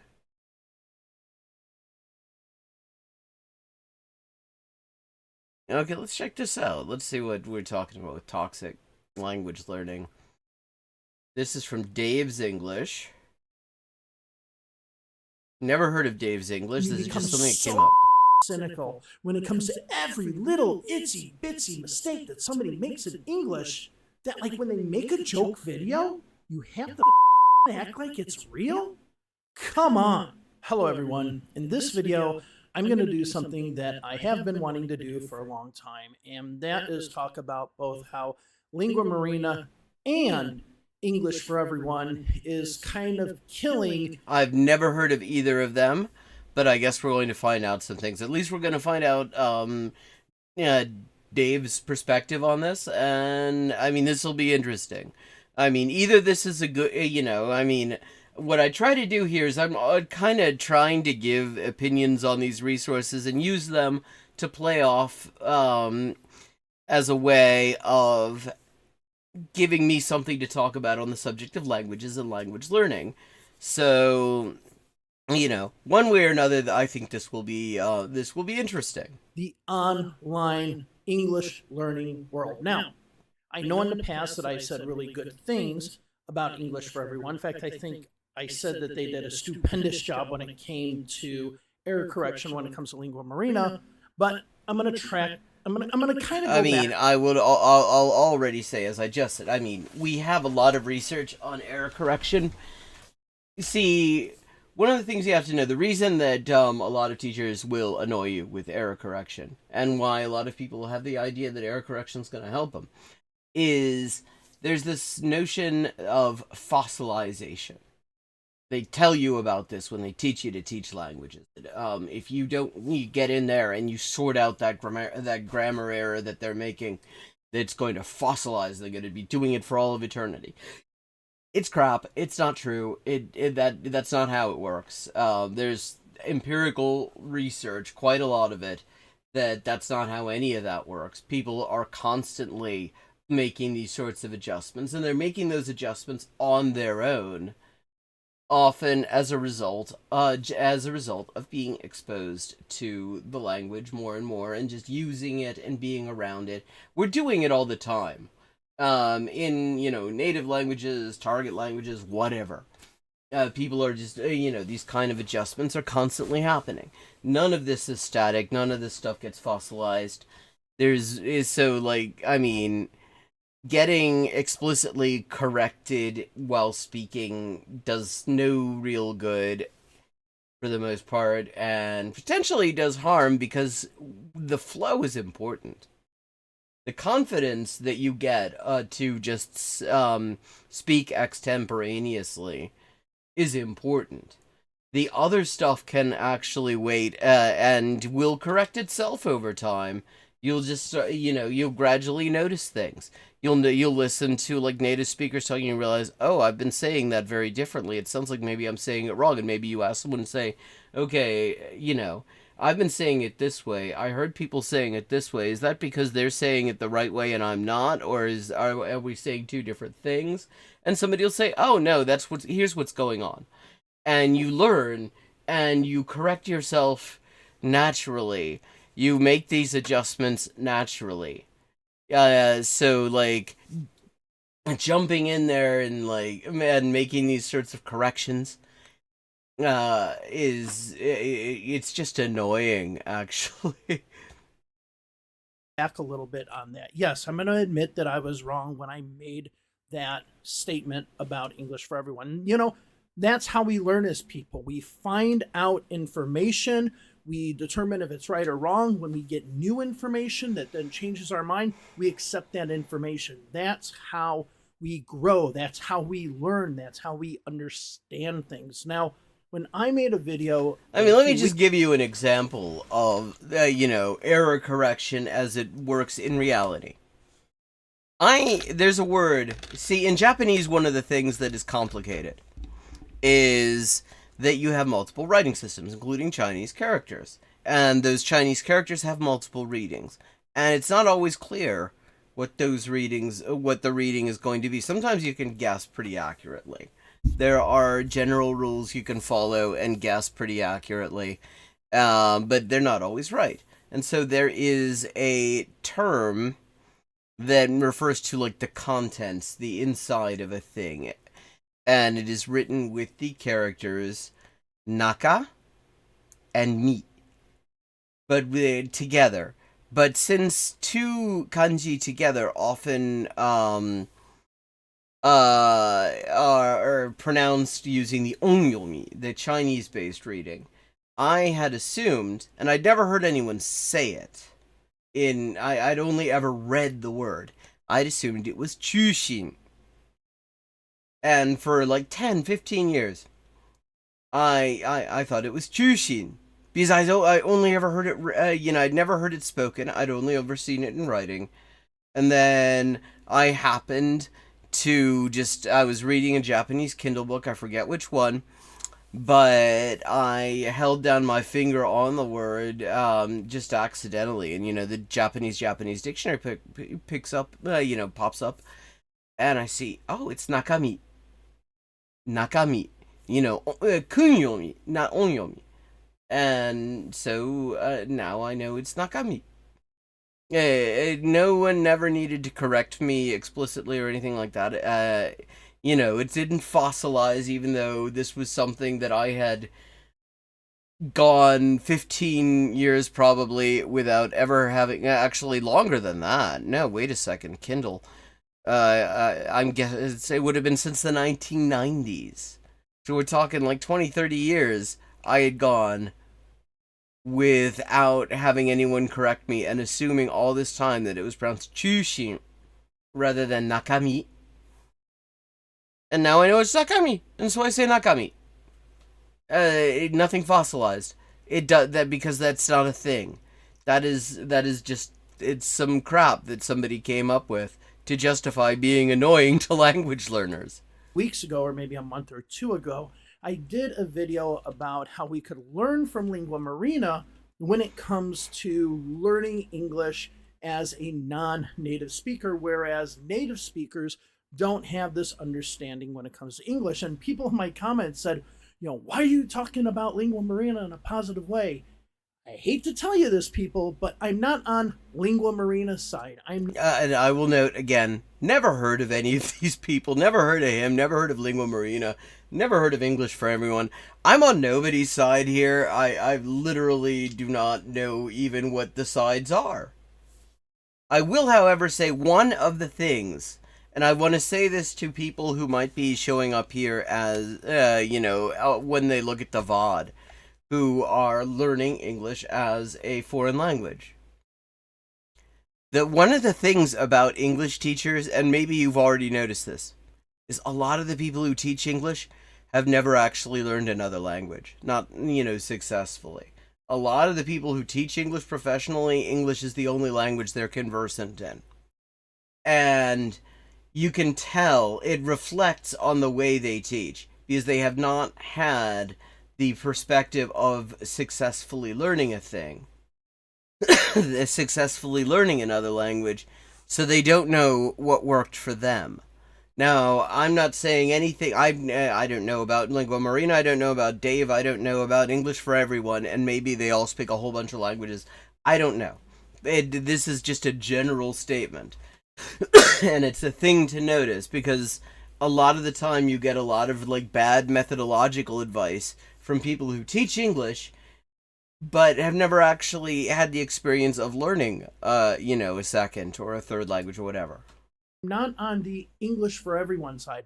I'm on the Dave side, and I'm on your side. I'm on the side to help the students. I am not on one side or the other when it comes to the YouTube world.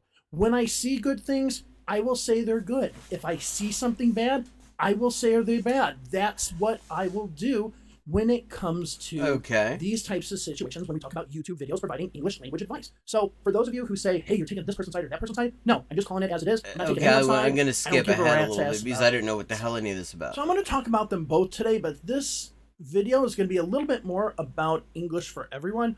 I will be talking about Lingua Marina, but most of what I've said about her already, all that information, with the exception of one or two things I'm going to add today, they're all in the previous videos that I've done. So you can watch the videos that I've done about her. Those critiques still stand to this day. So let me get started with I don't know what those are. The reason why I don't like her channel at all. Now, the obvious one is the reason that you all know, which is that she makes a lot of mistakes and then she doesn't correct them. And see, that to me is not a reason not to like a channel. I mean, it would depend. It depends on what we mean by making a lot of mistakes. Actually, let me just qualify that. Because it's one thing if somebody is saying things and, they stumble in the way they speak. The thing is, that's also useful for language learners. Because people stumble when they speak in slightly different ways in different languages, and you have to get used to it. We don't always speak in the very clear, linear sort of fashion that example sentences are written in. We for the most part, don't speak the way that we write. I mean, some of us write the way we speak, and it makes it very hard to read. And some of it, so stumbling and making mistakes, not necessarily. I don't immediately say that makes a channel devoid of value. It really depends on what the mistakes are. Is it bad advice, for example? And if somebody calls her out on her mistake in a video, she says, oh, I didn't notice that until post-production or something like that. And in reality, no, it's crap. They just didn't know that she made a mistake. She didn't know that she made a mistake. The editors didn't know that she made a mistake. They made a mistake. And the problem is they always try to backtrack instead of just owning up to it. Are we going to get an example of this? Because so far, this strikes me as just very nothing burger. But yeah, sometimes she does, but she says that she made a mistake and it should have been edited out. Well, first of all, you should have known that in the editing process. And the second thing is that, you shouldn't be making those mistakes if you're teaching people how to do pronunciation. So that's the first big thing about Lingua Marina I don't like. I've mentioned that in all my videos before. Of course, the question is, pronunciation-related mistakes. Of course, the thing with English is there are so many different fucking pronunciations to choose from. The second thing I talked about in the other videos is in regards to American culture, how she says that she talks about American culture, but I still get to see her outside of the bubble of Silicon Valley, and even furthermore, outside of the bubble of her own friends who are Russian. Whenever I see her hanging out with friends, they all seem to be Russian friends, which is fine. Okay. Yeah, Silicon Valley is definitely not, a cultural microcosm of the U.S. But to say that you know what American culture is, but your only exposure to American culture is through the lens of your business activities and doing interviews in regards to your business, I don't think that's necessarily experiencing American culture. So, it's experiencing an aspect of it. And, within that context, that's the thing. You talk about, U.S. culture, you're already wrong, because there are lots of cultures in this motherfucker. I mean, like there are very clear regional differences in culture, and you have all sorts of cultures that are coexisting within the place. So, like, you talk about, so there is no one like U.S. culture that you can talk about. The culture that you find in L.A., I mean, hell, in different parts of LA, is not going to be the same culture that you find in Iowa City. Does Iowa City exist, or am I getting that wrong? Let me just make sure. Hello, River Rune, how you doing? Protest? What's the protest for?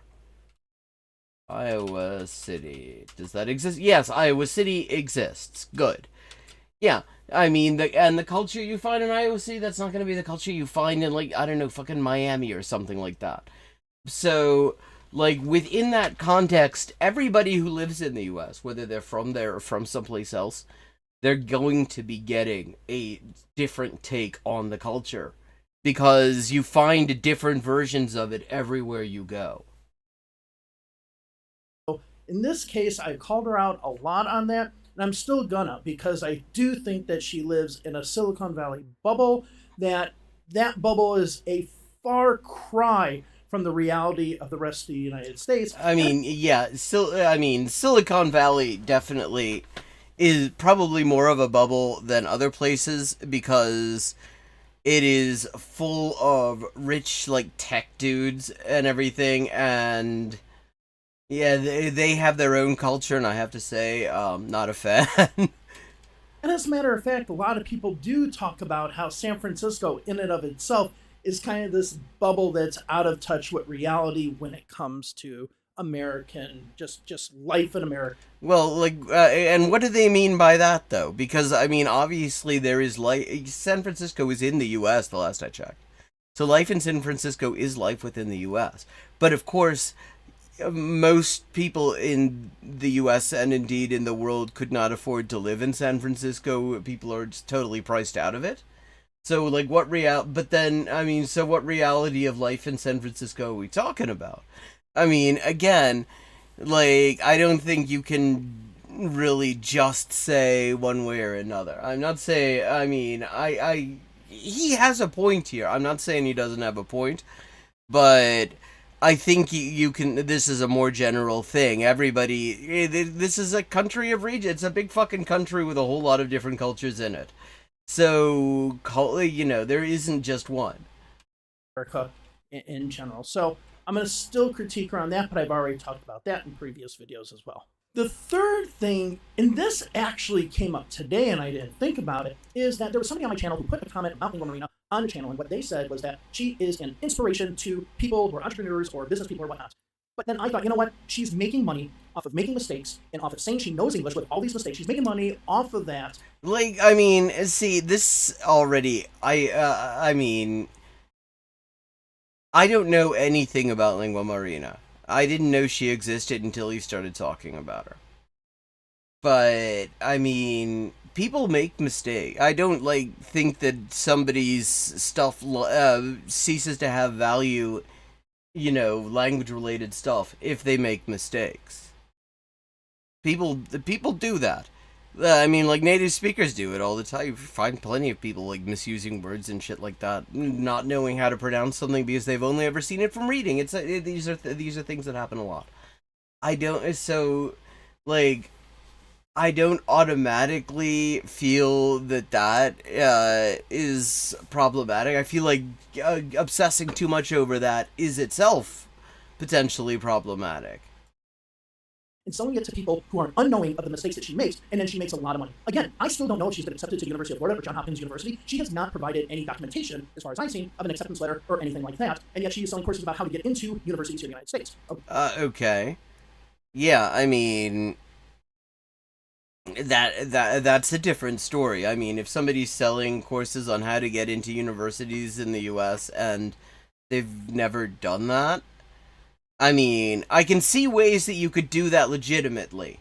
if you know a bunch of people who are in like admissions at universities and on faculty and staff in universities, and you talk to them and say, like, how do you get into your university? What are the things that they're looking for? Something like that. You could do that.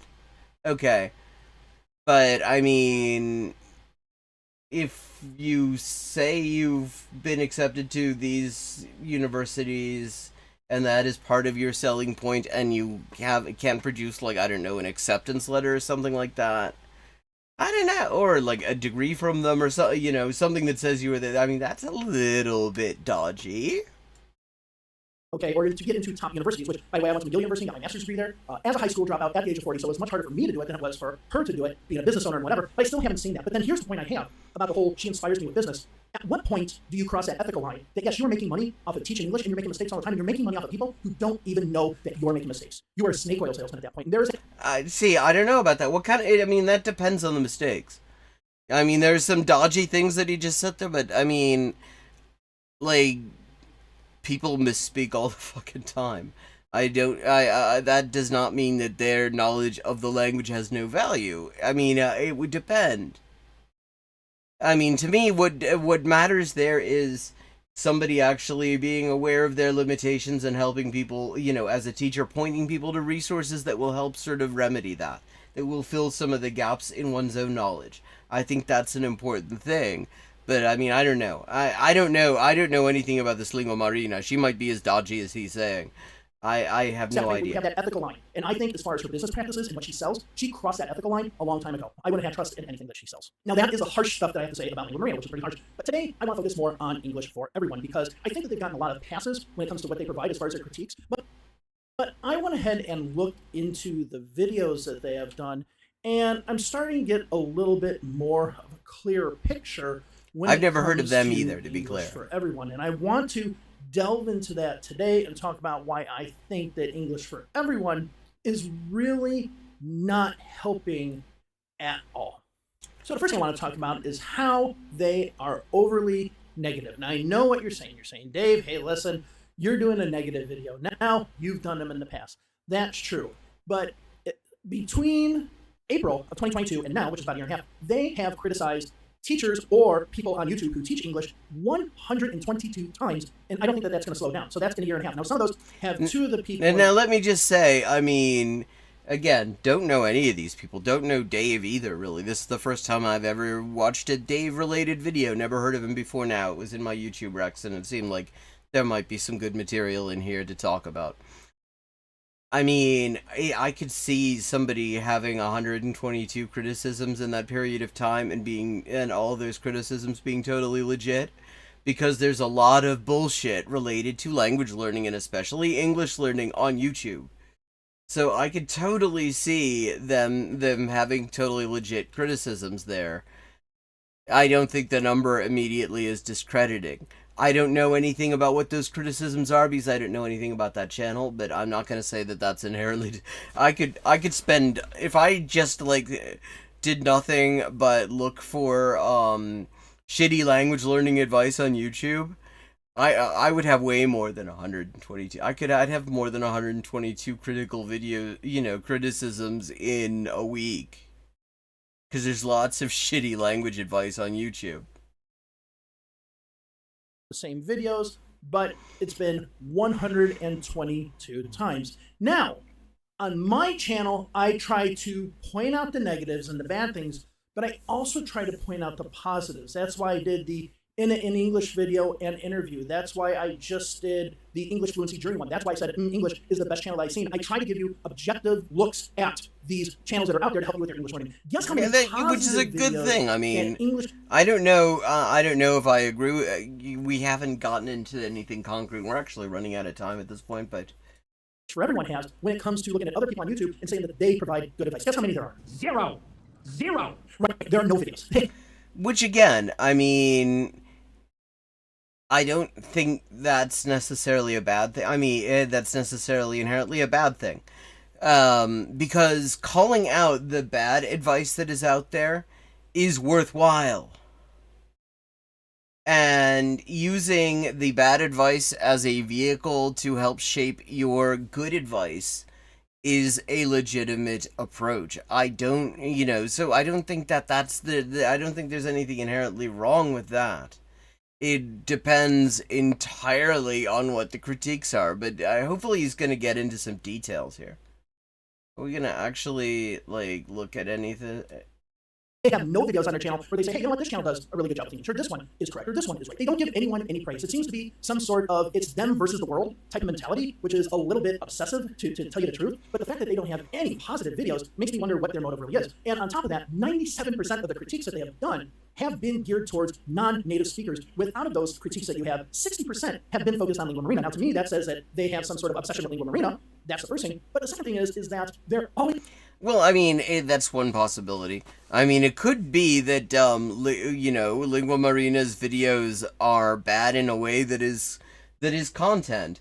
I mean, yeah, sometimes you find somebody you get stuck into specifically because they're full of shit in a way that is interesting and entertaining. I'm not saying that's the case here. I don't know anything about Lingua Marina. I don't know anything about English for Anyone or any of these people. But I don't, none of this, he could be totally spot on with this, but I can see ways in which what he's criticizing here could be legit.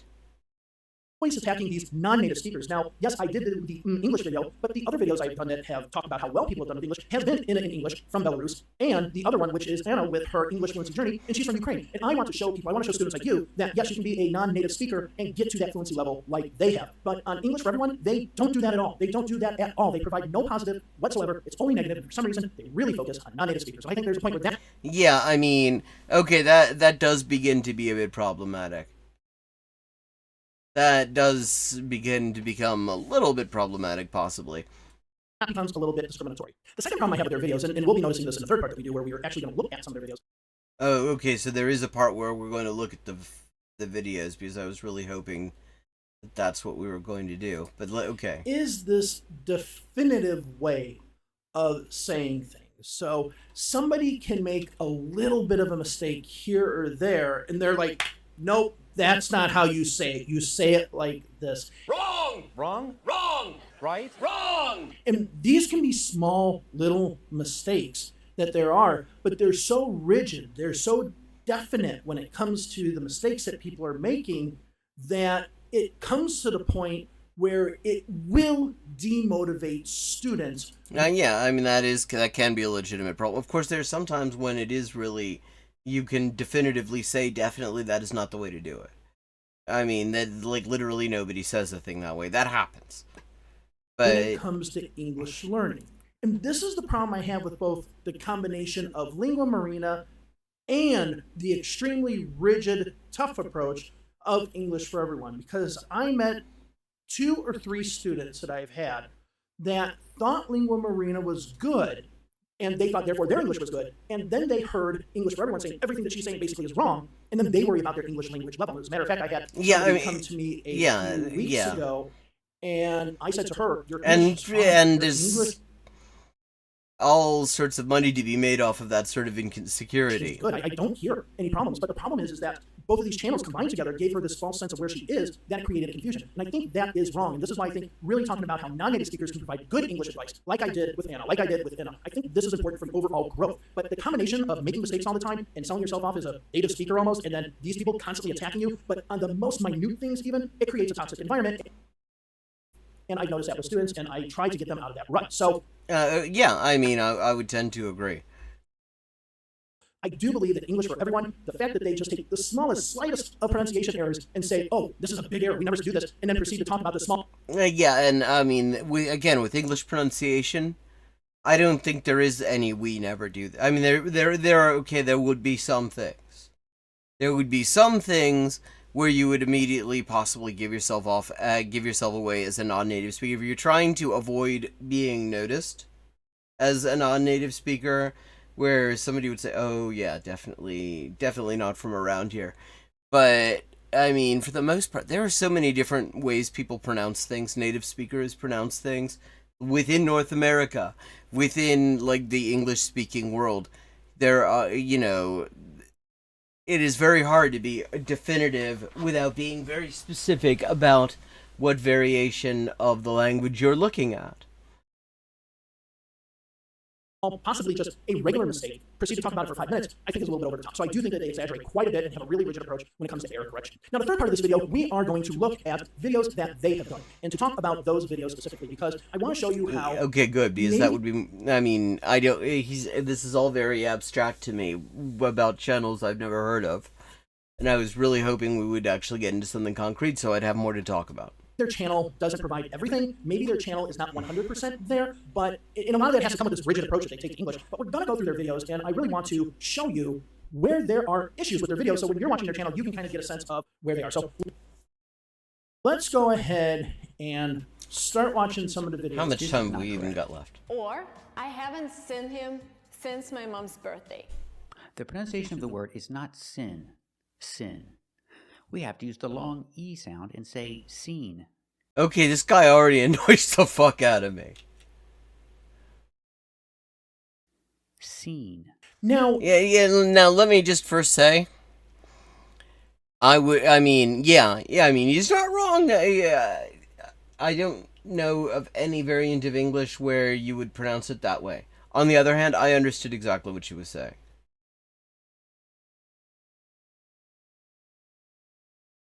Yeah, I mean, if you were going to imitate, see what she's doing there as well. That's overcorrection.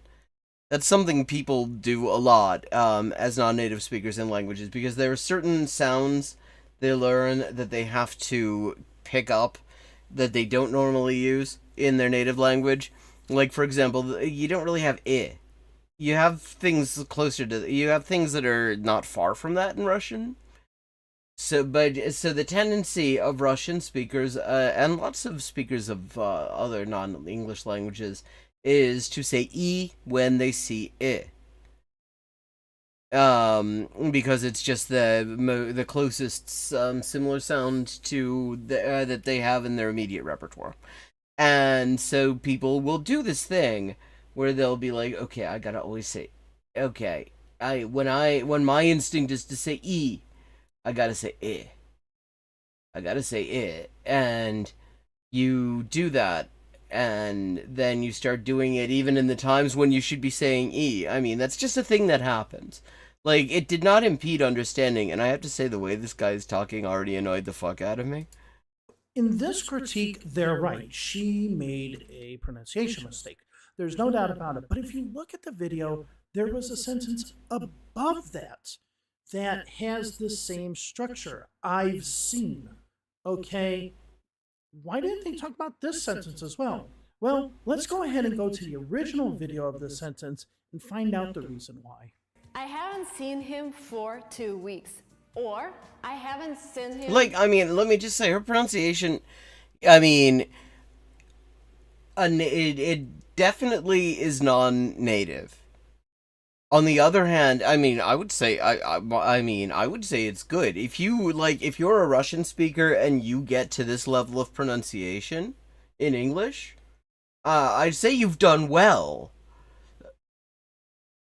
Since my mom's birthday. So you can see in the second sentence... Yeah, I mean, yeah, I see exactly what's happening. Because you've got since and seen in close proximity to each other. That's not a that's not a mistake to harp on. That's a mistake a native speaker would make. Because you, like, confuse the words in your head sometimes. Your tongue starts to say the word that comes later, earlier, and stuff like that. I mean, it's why tongue twisters are tongue twisters. Yeah, that is an absolute bullshit criticism at that point. Because she clearly does know how to say seen correctly. She isn't overcorrecting. She stumbled because seen and since are right next to each other. And lots of native speakers would do that. So yeah, bullshit criticism. Absolute bullshit criticism. And I think we're gonna come, it's time for me to do something about dinner and knock off for the evening. I will be back at 11:30 p.m. US Eastern Time on the Untitled Anarchist Seagull channel for the evening JabroniCon. But I think we're gonna come back to this. This should be interesting anyway. So have a good evening. And I will see you all later or tomorrow at 4:30 on Twitch.